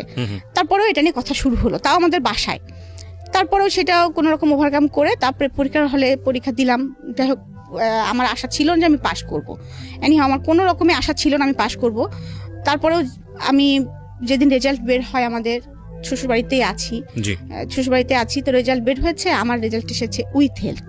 কোনো কারণে ঝামেলা হয়েছে, করে দেখেছি আমার রেজাল্টটা একটু ভুল ছিল, মানে আমার অ্যাডমিট কার্ড, রেজিস্ট্রেশন কার্ড আর অ্যাডমিট কার্ডের মধ্যে একটা সাবজেক্টে একটা গন্ডগোল ছিল আর কি। আচ্ছা, তো গন্ডগোল ছিল, ওইটা আবার ঠিক করে দিয়ে আসে আমরা, আবার ঠিক করে দিয়ে আসার পরে তারপরে 15 দিন পরে আমার রেজাল্ট কলেজে আসে। তখন দেখা যায় যে আমি ফার্স্ট ডিভিশন পেয়েছি। ফার্স্ট ডিভিশন পেয়েছি। তো তখন যখন আমি ফার্স্ট ডিভিশন পেয়েছি তার 15 দিন পরেই আমি কিন্তু অলরেডি তখন প্রেগনেন্ট। তখনও কিন্তু আমি বুঝতেছি না যে আমি প্রেগনেন্ট। ওকে, বিয়ের কতদিন পরের ঘটনা এটা? 11 মাস। 11 মাস, ওকে। 11 মাস পরে, কারণ আমি তো বললাম ওই যে ফার্স্ট ইয়ারে থাকতে বিয়ে হয়েছে, সেকেন্ড ইয়ারে উঠেছি, তারপরে তো পরীক্ষা দিয়েছি, এর মাঝে 11 মাস গিয়েছে, কারণ আমাদের ক্লাস তো বেশি দিন আমরা পাই না। তো যাই হোক, আমি প্রেগনেন্ট, আমি তো সেটা বুঝতে পারতেছি না। ওই যে বললাম আমার রান্না করতে হয়, করতে হয়, তো রান্না করতে গেলেই আমার মানে গন্ধ শুনলে আমার বমি আসে। আমি দৌড়াই চলে যাই বাথরুমে, এই করি সেই করি। তখন একদিন আমার শাশুড়ি আমাকে বলতেছে, তুমি এরকম করো কেন, খালি বমি করো কেন? আর এর মধ্যে কিন্তু আমার শারীরিক কন্ডিশন অনেক খারাপ হয়ে গেছে, অনেক অনেক, মানে আমি একদম মনে করেন যে 34 কেজি ওজনে নেমে আসছে আমার ওজনটা আর কি। একেবারে ছোটখাটো মানুষ ছিলাম, তারপরে আর কিছু খেতে পারি না, শুধু বমি করি। তো আমি বুঝতেছি না। তারপরে আমার শাশুড়ি আমাকে জিজ্ঞেস করতেছে যে তুমি এরকম করো কেন, তোমার কি শরীর খারাপ লাগে না, কি হয় তোমার, তুমি এরকম করো, দৌড়াও, খালি বাথরুমে দৌড়াও কেন খালি? তখন আমি বলতেছি কি জানি মা, আমার কোনো কিছু গন্ধই সহ্য হয় না, কিচ্ছু ভালো লাগে না, খালি বমি আসে, আমি কিছু খেতেও তো পারতেছি না। হ্যাঁ, তখন আমার শাশুড়ি মনে হয় মুরব্বী মানুষ তো, হাজার হলেও তিনি একটু সন্দেহ করছেন। তো যাই হোক, আমাদের পাশে ফ্যামিলি একজন ডাক্তার আছেন, ডাক্তার ভাই বলি আমরা, তো ওনার কাছে আমাকে পাঠান। ওনার কাছে যখন পাঠান তখন উনি আমাকে প্রেগনেন্সি টেস্ট দেন।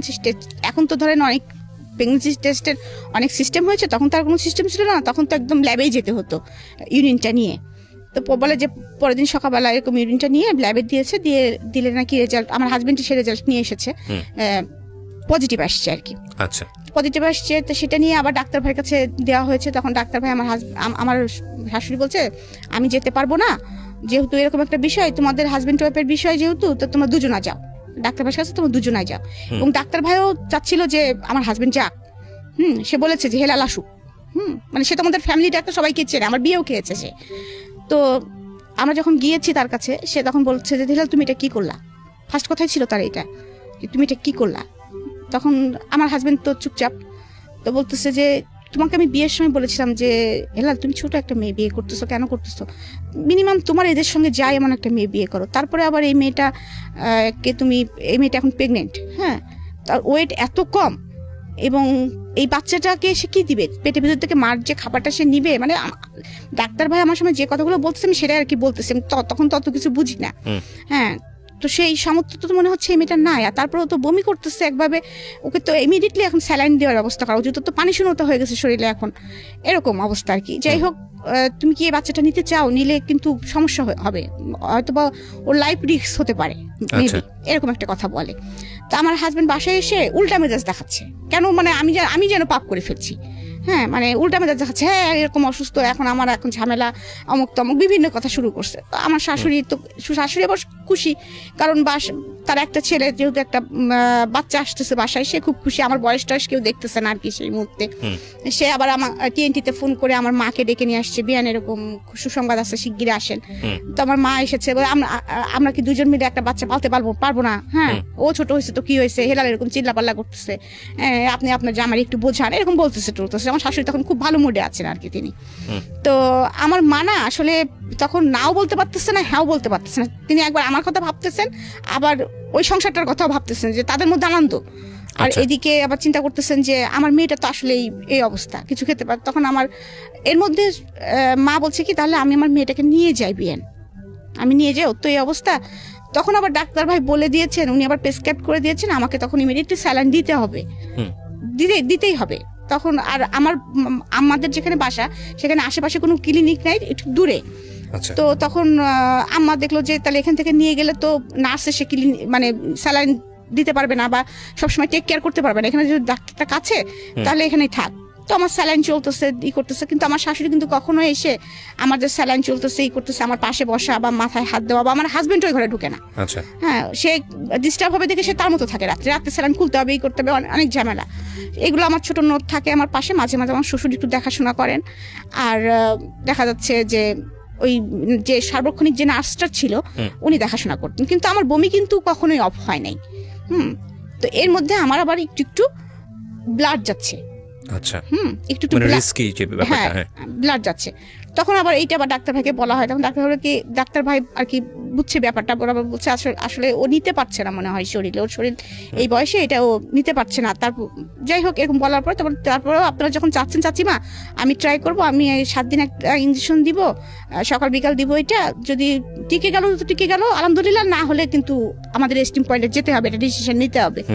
তখন আমার মা, আমার তো একদম তখন মনে করেন বিছনা থেকে ওঠা নিষেধ, একদম বেড রেস্ট। তো আমার মা, আমার শ্বশুর বাড়ির যেরকম পরিবেশ, আমার মা যে আমার কাছে থাকবেন সেটাও পারতেছেন না। হ্যাঁ, কারণ কি কথা শোনাবে কে, মানে ওরা খুব কথা শোনাতেন, এটাই হচ্ছে প্রবলেম। মানে আসলে খুব কথা শোনাতেন, এখনো তাদের সে স্বভাবটা আছে আর কি। তো ওই ভয়তে আমার মা আবার খুব বললাম না যে চুপচাপ, আম্মা তো অত মানে কথা পছন্দ না আর কি তার। তো এই অবস্থায় যাই হোক আমার আস্তে আস্তে আমি ওই সিচুয়েশনটা পার করছি, কোনো রকম 7 মাস চলে গেছে আর কি। যাওয়ার পরে তারপরে 7 মাসের পরে আমাকে আমার বাবা মা এসে আমাদের দেশে একটা আনুষ্ঠানিকতা করে, সাথ দেয়, সেটা করে অনেক অনুষ্ঠান করে শ্বশুরবাড়ির লোকদের কাপড় চুপড় দিতে হয়, তারপরে এই খাসি টাসি, তারপরে এই যে মাছ টাছ অনেক কিছু দিতে হয়, কি কি দিতে হয় আমি অত জানতাম না তখন। সেগুলো দিয়ে আমার বাবা মা অনুষ্ঠান করে নিয়ে আমাকে নিয়ে গেছেন। তখন আমার বাবার আবার পোস্টিং ছিল মাগুরাতে, তো মাগুরাতে নিয়ে গেছেন। মাগুরাতে নিয়ে যাওয়ার পর যখন আমার 2 মামা শুনেছে যে আমি এরকম অবস্থা, তখন আমার 2 মামা, তাদের আবার নিজেদের প্রাইভেট কার ছিল, তো তোমরা মানে খুলনায় থাকতো, খুলনা থেকে মাগুরা তো বেশি দূর না, তো চলে এসেছে আমাকে দেখার জন্য। এসে তো চিল্লাপাল্লা, বুধ এটা কি হলো, আর তোমরা মাগুরায় আনছো কিভাবে, হয় কুষ্টিয়া রাখতা। তো তারপরে যাই হোক আমার মামারা আমাকে খুলনাতে নিয়ে যায় এক প্রকার জেদ করে, কারণ মামাদের কোনো মেয়ে ছিল না, 2 মামারই 2টা করে ছেলে। তো ওখানে যে আমার হাজবেন্ডের পোস্টিং তখন আবার বাগেরহাট, আচ্ছা, তার জন্য একটু সুবিধা। তো যাই হোক আমার বেবিটা হলো, মানে আমি বেবিটা হতে যে অনেক কষ্ট পেয়েছি, বেবিটার ওয়েট অনেক বেশি ছিল, মানে কারণ আমার বেবিটা কিন্তু এখনো 5 ফিট 5 ইঞ্চি 5.5 ইঞ্চির উপরে লম্বা। আচ্ছা, আপনার ফার্স্ট মেয়ে, ওকে, যিনি এখন নর্থ সাউথে পড়ছে। জি জি, ওকে। সো প্রিয় শ্রোতা, আমরা এখানে একটা বিরতি নিতে চাই। কোথাকার গল্প কোথায় গিয়ে ঠেকেছে সেটাই হচ্ছে দেখার বিষয়। আমরা আরো আধা ঘন্টারও বেশি সময় আপনাদের সঙ্গে আছি, এবং আপনারা যা ভাবছেন গল্পটা লেগেছিল আর কি, এটাই হচ্ছে স্বাভাবিক, কষ্ট লাগাটাই স্বাভাবিক। হ্যাঁ, আমি হচ্ছে বাচ্চা মানুষ করতে তখন তো অত এক্সপার্ট না, তা আমাদের ওখানে বেশি থাকতাম, কখনো শ্বশুরবাড়ি যেতাম, কখনো আমাদের এখানে থাকতাম। তো এরকম করতে করতে সময় যাচ্ছিল, কিন্তু হচ্ছিল কি আমি শ্বশুরবাড়ি যখন থাকছিলাম তখন তো আমার ননদদের আরো বিয়ে হয়েছে, সবারই বাচ্চা কাচ্চা আছে। আমার বাচ্চাটা যদি একটু ভুল করে ফেলতো বা একটু অন্যায় করে ফেলতো, আমি কেন জানি তখন যেন খুব ক্রেজি হয়ে গিয়েছিলাম। আর আমার হাজবেন্ড তো বাসায় থাকতো না, আমি শ্বশুরবাড়ি থাকতাম। আমার লেখাপড়া কিন্তু তখনও কন্টিনিউ, হ্যাঁ, আমি কিন্তু তখন অলরেডি পড়তেছি, হ্যাঁ পড়তেছি, বাচ্চা সামলাচ্ছি, এবং সংসার তখন কিন্তু আমি পাকা গৃহিণী হয়ে গেছি। এবং এরকম করতে করতে আমি হচ্ছে যখন মাস্টার্স পরীক্ষা দিব আর কি, ফাইনাল দিব, আমার বড় মেয়েরা ছোট মেয়ের বয়সে ডিফারেন্স হচ্ছে 4.5 বছর। তখন আমি সেকেন্ড বেবি কনসেপ্ট করি। তো তখন সেকেন্ড বেবি কনসেপ্ট করলে তখনও সবাই খুব খুশি হয়ে যায়, কিন্তু আমি খুশি হই না। এবার আমি আর খুশি হই না।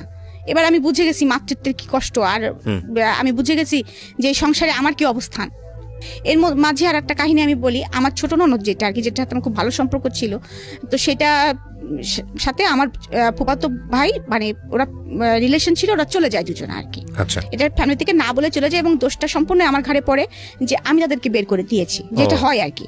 এবং এটা নিয়ে অনেক গ্যাঞ্জাম হয় ফ্যামিলিতে, অনেক কিছু হয়। আমাকে আমার হাজবেন্ড মারধরও করে, হ্যাঁ। তারপরে একটা টাইমে আমার বাবা কিন্তু আমাকে নিয়ে আসার মানে ওরা আমাকে আর রাখবে না, ওদের মেয়েকে ফেরত না দিলে, মানে এরকম ফ্যামিলি আর কি ট্র্যাজেডি চলতেছে। আমার হাজবেন্ড আমাকে মিনিমাম মনে হয় 6 মাস দেখতে আসেনি, আমার বাচ্চাটার কোনো খোঁজ নেয়নি, কোনো কিছুই করেনি আর কি, সোজা কথা। তো তার মধ্যে আমার বাচ্চাটা, আমি মা বাবার কাছেই ছিলাম। তো এর মধ্যে তারা উকিল নোটিশও কিন্তু পাঠিয়ে দিয়েছিল যে আমাকে ডিভোর্স দিবে, হ্যাঁ। কিন্তু আমার বাবা খুব আপসেট হয়ে গিয়েছিল তার মধ্যে, যে ডিভোর্স দিবে এরকম একটা বিষয়, আমি যেটার জন্য এতদিন মানে এত কষ্ট করে মেয়েকে সংসার করাচ্ছি। তারপরে এইভাবে যাই হোক থার্ড পার্সন মিলে সবকিছু মিলে একসময় যায় আবার জোড়াটা লাগে আর কি, কোনোভাবে এনি হাউ জোড়াটা লাগে। এর মধ্যে আরো তো মনের ভিতরে বিষ ঢুকে গেছে আমার অলরেডি, যে যেই লোকটা আমার 6 মাস খোঁজ নিল না, আমার বাচ্চাটাকে একবার দেখতে আসলো না, আমি তো কিছুতেই ওর সাথে উকিল নোটিশ পাঠিয়েছিল এটা আমি জানতাম না, এটা আমি জানতাম না। তো হঠাৎ করে তাদের যেভাবে ফ্যামিলি মিউচুয়ালের মধ্যে যখন আসলো, তখন আমার শ্বশুর বললো যে আপনারা নিয়ে গিয়েছেন, আপনারা দিয়ে যাবেন। এবং আমি সেই দিনটার কথা আমি কখনোই ভুলব না, যেদিন আমার ননদ চলে যায় সেদিন আমাকে সারাদিন ঘরের মধ্যে আটকায় রাখা হয়েছিল, কিছু খেতে দেওয়া হয়েছিল না, এবং আমাকে আমার হাজব্যান্ড মারধরও করেছিল, এবং সেই সাথে আমার বাচ্চাটাকে আমার কাছে দেওয়া হয় নাই সারাদিন। তো ওই অবস্থায় যে অনেক কিছু হয়েছে, অনেক অনেক, সেটা আমি এখন এত বিস্তারিত হয়তো বলতে পারছি না, মানে কিভাবে গিয়েছে আমি বলতে পারবো না। অনেক কষ্টে ওখান থেকে আমার বাবা ভাই আমাকে অনেক কষ্ট ওখান থেকে নিয়ে আসে আর কি। এবং আমি এক কাপড়ে চলে এসেছিলাম, আমাকে ওরা কোনো কাপড় খালি পায়ে এক কাপড়ে আমার বাচ্চাটা সহকারে, বাচ্চাটাকেও দিচ্ছিল না তারা। অনেক কষ্টে আমি ওখান থেকে আমার বাবা মাকে বের করে নিয়ে চলে আসে। আসার পরে তো অনেকদিন এই যে ওরকম বাবা বাড়ি থাকলাম, ই করলাম। তার মধ্যে আমি আবার ট্রান্সফার হয়ে আমি যশোরে, তখন বাবার পোস্টিং, তো তখন যশোরে আমাকে ভাই আমাকে মাস্টার্স ভর্তি করে দিয়েছিল, যে আমি তখন মাস্টার্স করতেছি, প্লাস সেই সাথে আমি হচ্ছে মানে আপনার মাস্টার্স করতেছি, সেই সাথে আমি কম্পিউটার শিখতেছি, কম্পিউটার শিখতেছি। তো আর বাচ্চাটা নিয়ে লাইফ লিড করতেছি, এবং মনে মনে একটা সিদ্ধান্ত নিয়ে ফেলছি। তখন তো একটু ম্যাচুরিড হয়ে গেছি, যে আসলে তো ওর কাছ থেকে কোনোদিন ভালোবাসা পাইনি, ওর কাছ থেকে আমি এটাই আশা করতেছিলাম যে হয়তো এরকম ব্যবহারই সে আমার সাথে করবে, তো আমি আমার বাচ্চাটাকে নিয়ে আমি এক প্রকার চলবো আর কি, এরকম একটা চিন্তা ভাবনা করতেছি। আর আমাকে যথেষ্ট সাপোর্ট দিত বাবা মার, সবসময় মন টন খারাপ থাকতো যে ফ্যামিলিতে যেহেতু এরকম কাহিনী হয় নাই, আর সেহেতু সব জায়গাতে কথা টথা হচ্ছিল, অনেক ঝামেলা চলতেছিল অলরেডি ভিতরে, তো বাবা মা ওইগুলা টেক কেয়ার করতেই মানে হাত ধরে যাচ্ছিল বাবা মার আর কি। আর এদিকে হচ্ছে আমার বড় ভাই আমাকে একদম ফুল সাপোর্ট দিচ্ছে, যে না আমি তোমাকে যেতে দিব না, তুমি পড়ালেখা শিখো, মানুষ হও, আমার একটা ভাগ নিয়ে আমি পালতে পারবো, তুমি ওটা নিয়ে টেনশন। এমনকি আমার মেয়েটা মানে আমার বড় ভাইয়ের কাছে ঘুমাতো, খেত, মানে ওর বড় মামাইও যান, মানে ওকে আমার কাছে দিত না বড় ভাই, এরকম। আচ্ছা। তো এভাবে থাকতে থাকতে হঠাৎ করে কি একদিন ডিসিশন হয়, আমরা ঈদ করতে বাড়ি গেছি, হঠাৎ করে আমার বাবা আমাকে ডেকে বলে যে তুমি মা তোমাকে ওই বাড়িতে যেতে হবে। আমি বললাম কখনোই না আব্বা, ইম্পসিবল, আমি ওই বাড়িতে সংসার করতে পারবো না এত কিছুর পরে, আর ওরা আমাকে মেরে ফেলবে। আমার মনের মধ্যে ভয় ঢুকে গেছে যে ওরা আমাকে মেরে ফেলবে। তখন আমার বাবা আমাকে জড়ায় ধরে কান্না করে বলতেছে যে মা তুমি কি আমাদের, তোমার চাচার, আমার সবার কি মৃত্যু মরা মুখ দেখতে চাও, নাকি তুমি তোমার সুখটা বেছে নিতে চাও? তো অবভিয়াসলি তখন মানে কি মনে হয়েছে আমি জানি না, কারণ বাবাকে আসলে তো আমি খুবই ভালোবাসতাম, আমি মানে এখনো ভালোবাসি। ইস্টার্ন ভাই আমাকে যদি কেউ বলা হয় তো আমি বাবা, আমাকে যদি বাচ্চাদের নামও বলা হয় তবু বলবো আমার বাবাকে আমি বেশি ভালোবাসি। এবং আল্লাহর কাছে আমি মাঝে মাঝে এমনও বলি যে আল্লাহ, যে আমার বাবা যদি মৃত্যু হয় সেদিন যেন আমারও মৃত্যু হয়। আর মানে একদম হোপলেস হয়ে যাই। আমি তখন বলি যে আমি যাবো বাবা, আমি বলি যে বাবা আমি যাবো, যাই হোক না কেন আমি যাবো। তো আমি যাই, এবং আমার শ্বশুরদের কন্ডিশন হলো আমাকে নিতে আসবো না, আপনাকে দিয়ে যেতে হবে। তো আমাকে দিয়ে আসে আর কি। এসে পরে আমার অত্যাচারের মাত্রাটা মানে আপনারা ইমাজিন করে নেন, আরো চরম আকারে পৌঁছায়। আমার বাচ্চাটা ঠিক মতো খাওয়া দাওয়া হয় না, মানে আর আমাকে সারাদিন যেভাবে তারা টর্চার করে, মানে আমি 2 দিন 3 দিন দেখাচ্ছে খেতে বসছি, এমন একটা কথা আমার শাশুড়ি হয়তো বলছে যে এই মেয়ের কোনো বিশেষ আছে, যে মেয়ে আমার মেয়েকে বের করে দিতে পারে সেই মেয়ে আমাকে বিষ দিয়ে মেরে ফেলবে না, পানের মধ্যেও বিষ দিয়ে মেরে ফেলতে পারে। আমার শাশুড়ি আবার পান খেতেন, ওর হাতে কিছু খাওয়া যায়, আমাকে দিয়ে রান্না করাতেন, আমি আবার আমাকে এই কথাগুলো শোনাতেন। হ্যাঁ, তো এরকম পরিস্থিতির ভিতরে আমি যাচ্ছি, আমার মানে মনে হচ্ছে যে মানে কোনো কুল কিনারা নাই, আমার মনে হচ্ছে এরকম। তারপরে যাই হোক এর মাঝে কিছু একটা হয়ে মিল মহব্বত হয়, যাই হোক আবার সংসার করতেছি। আমার ননদের সাথেও তাদের আবার মিউচুয়াল হয়ে যায় আর কি, মিউচুয়াল হয়ে যায়, কিন্তু আমি আর আমার হাজবেন্ড কথা বলতাম না। ও এর মধ্যে এরকম কথা শুনতে আমি একবার হচ্ছে মানে সুইসাইড অ্যাটেম্প করি। তারপরে আমার বাবা সিদ্ধান্ত নেয় না যে আমি আর দিব না। তারপরে আবার 3-4 মাস ওরকম যায়, তার মধ্যে আমার আবার অসুস্থ হয়ে পড়ি, সেটা হচ্ছে অ্যাপেন্ডিসাইটের অপারেশন হয়। তখন আমার হাজব্যান্ডকে আমার বাবা ফোন করে না, আমি ফোন করি, আমি বলি যে আমার এরকম অপারেশন হচ্ছে, আমি যদি কিছু হয় তুমি আমার বাচ্চাটাকে দেখো, বাবার পরিচয় অ্যাটলিস্ট রেখো, ও নানার কাছে থাকবে, তুমি বাবার পরিচয়টা রাখো। তখনও কিন্তু আমি ছোট বাচ্চা কনসেপ্ট করিনি আর কি, ছোট বাচ্চা কনসেপ্ট করিনি। তখন ওর কেন জানি মনটা নরম হয়, হয়তো বা মানুষ তো, আর এতদিন একসাথে আছে, একটা বাচ্চার বাবাটা আছে, আর মানে এরকম একটা ইয়ে। তো ও আসে আমাকে পরের দিন সকালবেলা দেখতে আসে যশোরে। দেখতে আসার পরে ও দেখে টেকে তারপরে বাসায়, যে ও যখন বাসায় যায় আমাদের বাসা থেকে, তো আমার শাশুড়ি আবার দেখছে যে এইটা সুযোগ। তো ও আমার শাশুড়ি আবার আমার হাজবেন্ড নেই দেখে তার জামাই মেয়েকে সে ডেকে নিয়ে আসছে, সে যে তখনই চলে যাবে এটা তারা বুঝতে পারে নাই। আমার হাজবেন্ড বাসায় ঢুকে দেখতেছে যে বাসায় তার মানে আমাকে নিয়ে গেছে, নিয়ে যায় আমরা দুজনে বাসার মধ্যে ঢুকতেছি এবং রাস্তায় কিন্তু আমাকে বলতেছে বারবার যে তুমি কিন্তু যাই বাবা মার কাছে মাপ চাবা, তুমি কেন সুইসাইড অ্যাটেম্প করতে গেছিলা, এটার জন্য তুমি মার কাছে মাপ চাবা, আমরা বিপদে পড়তাম না, এরকম ভাবে আমাকে বোঝাচ্ছে আর কি। তো যাই হোক আমি ঢুকেই আমি বলছি ঠিক আছে মার কাছে আমি মাপ চাবো। হ্যাঁ, আমি গেছি, যাওয়ার পর ঢুকতেই দেখি যে ওরা আমাদের বাসায়। তখন বাসার পরিস্থিতি আরো অন্যরকম হয়ে যায়। তখন হয় কি আমার হাজবেন্ড ফুল ক্রেজি হয়ে যায়, আমার থেকে আমিও ভাইলেন্ট হয়ে যাই, সেও ভাইলেন্ট হয়ে যায়, যে যার জন্য এত কিছু হইলো তারা কিভাবে এক্স্যাক্টলি, মানে তোমরা যদি মেনেই নিবা তাহলে এত কেন অভিনয় করলা তোমরা।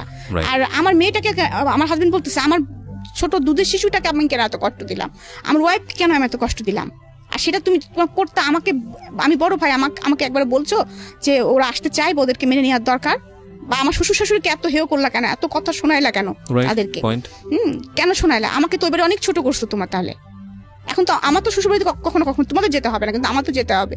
তখন তো তারা যদি কথাটা বলে যে আমার মেয়ের তো কোনো দোষ ছিল না, তখন আমি কি বলবো, কি উত্তর দিব? তো এটা নিয়ে অনেক বাসার মধ্যে অনেক ক্যাচাল হয়, হয়। তারপরে আমার হাজবেন্ড সরাসরি জিজ্ঞাসা করে যে হ্যাঁ ওরা দুজন আবার খুব নমনীয় হয় হয়ে আমার কাছে মাপ চাই, ওর ভাইয়ের কাছে মাপ চাই। তখন আমি একদম ভ্যালেন্ট হয়ে বলি কি আচ্ছা তোরা যে বলছিস যে আমি তোদেরকে বের করে দিছি বাসা থেকে, আমি কি বের করে দিছি, আমি কি জানতাম কিছু? তখন ওরা আমাকে বলে কি যে, তখন আমার ছোট ননদ বলে কি না আমি আসলে এটা ক্রেজি ভাবে বলছিলাম, তখন আপনার উপর আমার রাগ হয়েছিল, কারণ এই কথাটা যখন বাসায় জানাজানি হয়ে যায় আপনি ভাইকে বলে দিছিলেন, ভাই আমাকে রাত্রে মারতে গেছিল, তো আমার উপর আপনার উপর আমার খুব রাগ হয়েছিল, আমি চিন্তা করছিলাম এটা শোধ তুলবো, সেই জন্য আপনার দোষটা দিয়েছিলাম। তা আমি তখন আমার হাজবেন্ড এটা শুনছে, শোনার পরে বলতেছে তুই এটা কাজ করছিস রনি।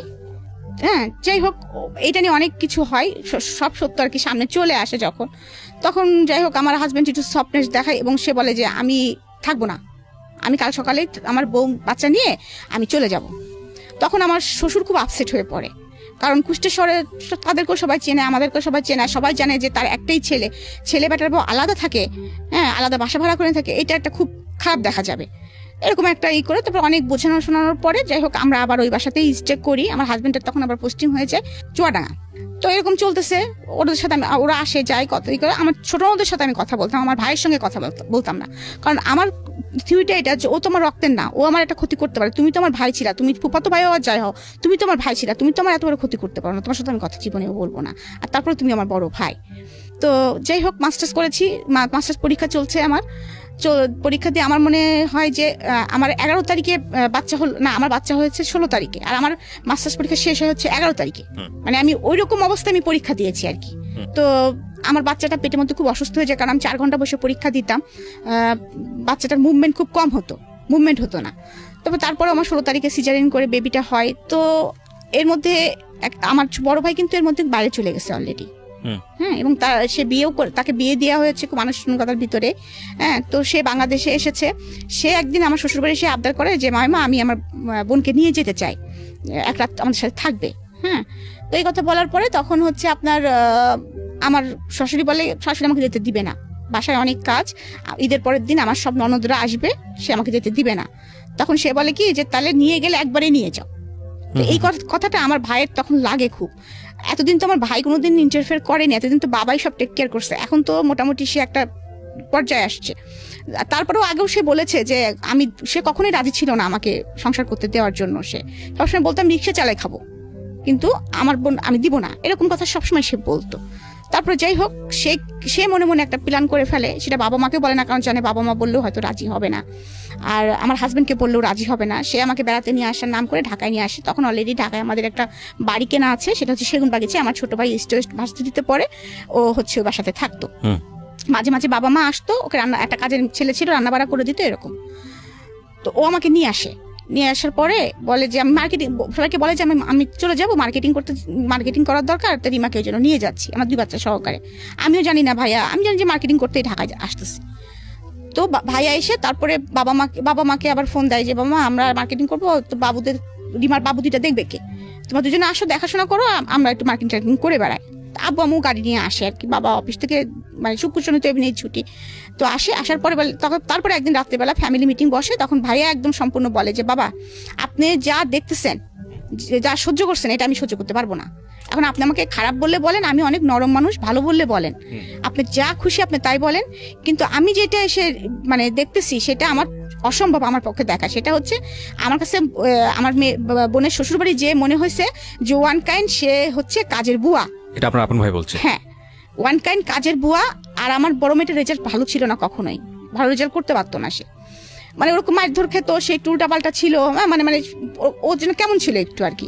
যাই হোক, তখন বলতেছে আর আমি দেখতেছি যে যেভাবে উপর থেকে দোতলা বাসা ছিল, যতবারই কোনো গেস্ট আসে আমার ভাগ্নি আসে গেট খুলতে, ওই ক্লপসিকেবল গেটটা খুলতে আসে আমার ভাগ্নি। তার মানে ওরা দুজনা ওই বাড়ির কাজের বুয়া। আর আমার ছোট ভাগ্নিটার অবস্থা হবে আর কদিন পরে ওইটাই। আমি এটা মেনে নিতে পারছি না। আমার একটা বোন, তার বাচ্চারা, ওর জীবনটা যেরকম হয়েছে ওর বাচ্চা দুইটার জীবন সেরকম হবে, এটা আমি মেনে নিতে পারছি না। আপনারা আমাকে বকলে বকেন, ভালোবাসলে বাসেন। আমি এক্ষুনি তার হাজবেন্ডের কাছে ফোন দিব, সোজা কথা ফোন দিয়ে বলবো সে যদি তার কাছে আমার বোনকে রাখবে, আর যদি না রাখে আমি আমার বোনকে চালাবো। সম্পর্কের দরকার নাই, ডিভোর্সেরও দরকার নাই। কখন জানি কি হয় এরকম একটা দোলাচল অবস্থা, এবং আমাদের প্রেডিকশনের জায়গাগুলো এখন পর্যন্ত নট প্রুফ। আমি সবসময় একটা কথা বলি যে জীবন গল্পে আপনি কোনো বাকি আসলে অনুমান করতে পারবেন না এরপরের বাকি গিয়ে কি ওয়েট করছে আপনার জন্য। লাস্ট দুটো গল্প যদি বলি যে এই ধরনের গল্পের গোড়াপর্তন হয়েছিল আবিদা সুলতানার হাত ধরে। আবিদা সুলতানা এই যাবৎকালের জীবন গল্পের, ঢাকা এফএম এর জীবন গল্পের সবচাইতে পপুলার বলবো, মানে সবচাইতে মানুষের বেশি শোনা গল্পের মধ্যে একটি, এবং ইউটিউবেও সেটার ভিউ প্রায় 2 মিলিয়নের কাছাকাছি। তো আবিদা সুলতানার পরে আমরা বেশ কয়েকটা এপিসোড, মানে গত 2 থেকে 3টা এপিসোড আগে আরেকজনের যে খেয়ালির যে জীবন গল্পটা, খেয়ালি এবং আবিদা সুলতানের জীবন গল্পের মধ্যে অদ্ভুত কিছু মিল আছে। এবং এরই ধারাবাহিকতায় আজকের যেই রিমার যে জীবনের গল্প, সেখানে হয়তো অনেকেই মনে করেছিলেন বা করছেন এখন, যেহেতু আমরা শেষ পর্যায়ে আসিনি, যে রিমার জীবন গল্পটা ঠিক সেরকম না। শুধু নাটুকুই বললাম, রিমা আমরা যেখানটায় ছিলাম। তো আমার বাবার তখন কিছু ভাইয়ের উপরে বলতে পারে না, মানে সেও ততদিনে আসলে বুঝে গেছে আসলে যে এখানে আসলে রাইট কি অনরাইট কি। আর কথা হচ্ছে যে বাবা সারা জীবন মান সম্মানই দেখলা, সারা জীবন তুমি মান সম্মানই দেখলা, কিন্তু কষ্টটা দেখছো না। আমাদের একটা বোন যে এত কিনা আল্লাহ দিয়ে, এবং তার 2টা বাচ্চা আল্লাহ দিয়েছে, এবং সেই 2টা ভাগ্য এরকম হতে যাচ্ছে শুধু তোমার মান সম্মানের জন্য, আর কোনো কিছু না। আমাদের অর্থনৈতিক কোনো সমস্যা নাই, আমাদের পারিবারিক কোনো সমস্যা নাই।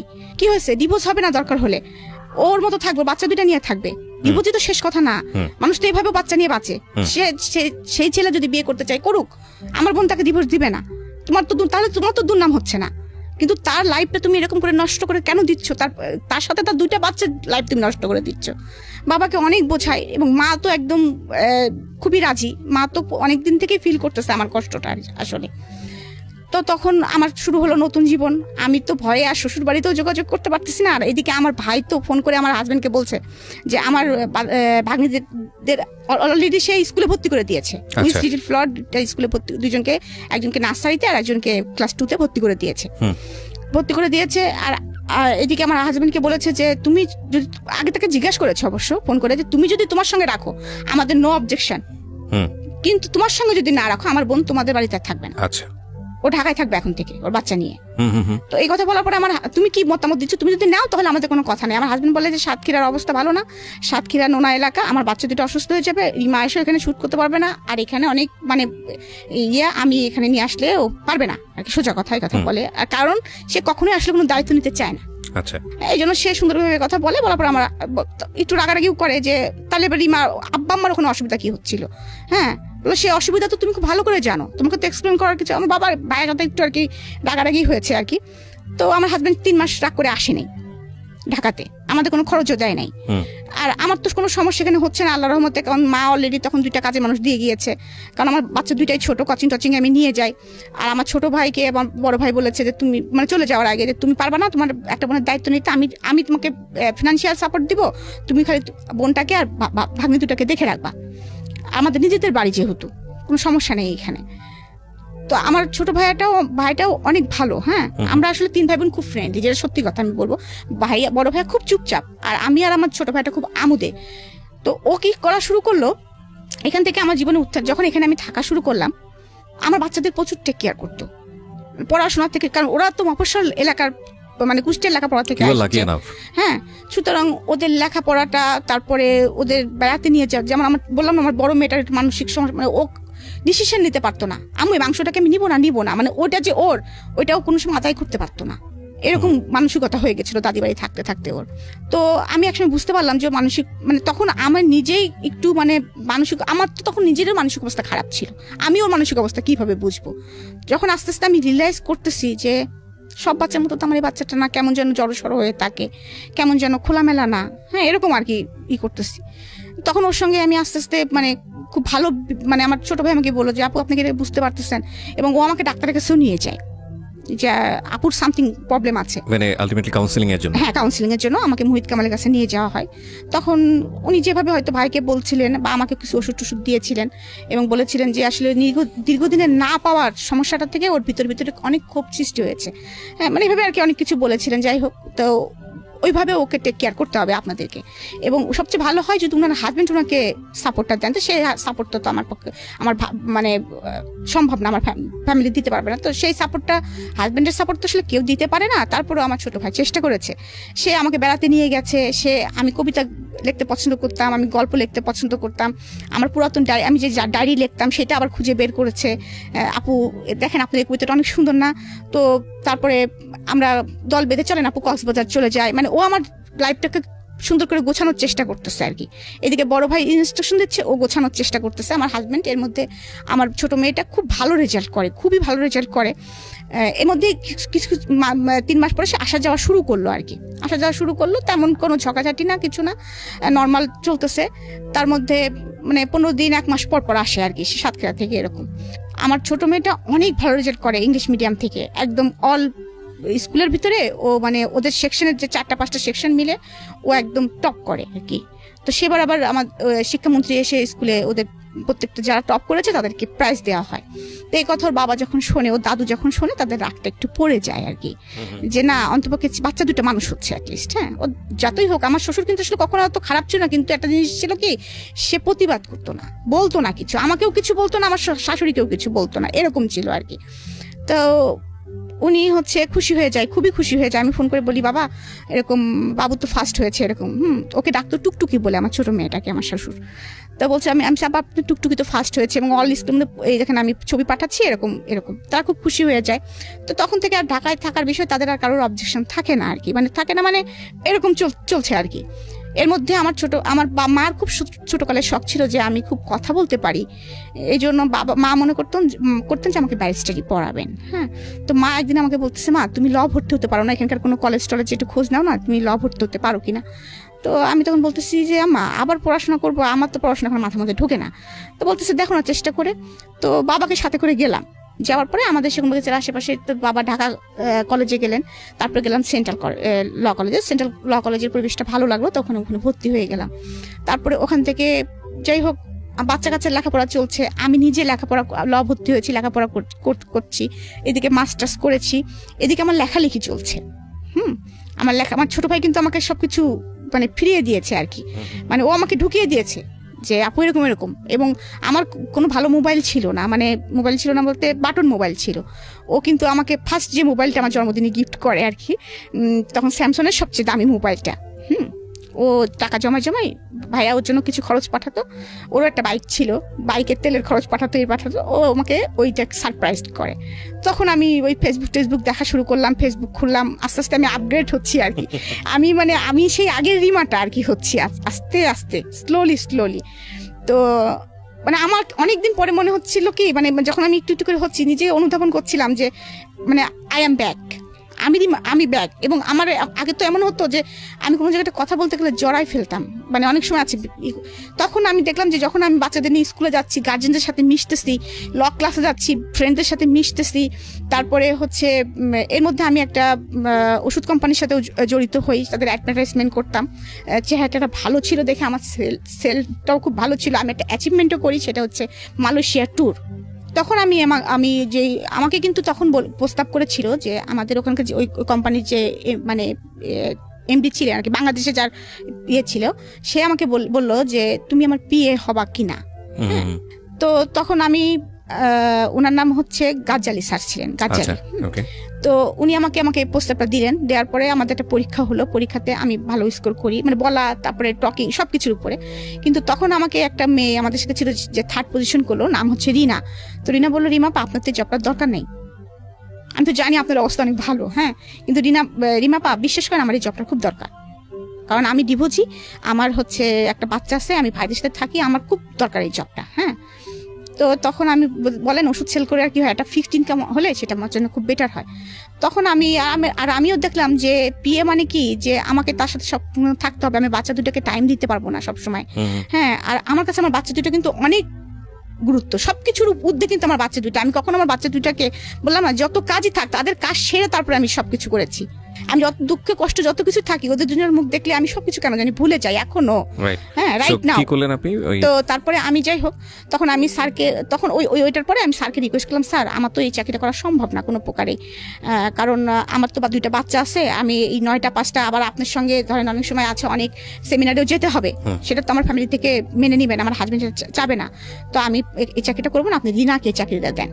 তো ওরা আবার বলছে সেকেন্ড পজিশন যে আছে সে করুক না কেন। তা আমি সেকেন্ড পজিশন যে ছিল তাকেও কনভিন্স করে ফেলছিলাম যে আপু তুমি চাকরিটা করো না প্লিজ, রিনা আপা খুব রিকোয়েস্ট করতেছে। যাই হোক, এখান থেকে আস্তে আস্তে আমি উঠে আসতেছি, কিন্তু তারপরে এদিকে আমার লেখালেখিও চলতেছে, তারপরে আমি এদিকে ল পাস করে ফেলছি অলরেডি, তারপরে এদিকে আমার বাচ্চারাও বড় হচ্ছে, তো এর মাঝে আমার ছোট ভাইটা চলে যায় কানাডাতে, চলে যায়। এদিকে আমার চাচার কিন্তু পোস্টিং তখন ঢাকাতে। আমার চাচার কথাটা আমি কেন বলছি, যে আমার বাবা আমার চাচাকে যেভাবে মানুষ করেছে, মানে আমি বোঝাতে পারবো না, যে কখনো যদি কোনো জায়গায় একটা জিনিস কিনেছে, অর্ধেক ভাইয়ের নামে কিনেছে, অর্ধেক তার নামে কিনেছে।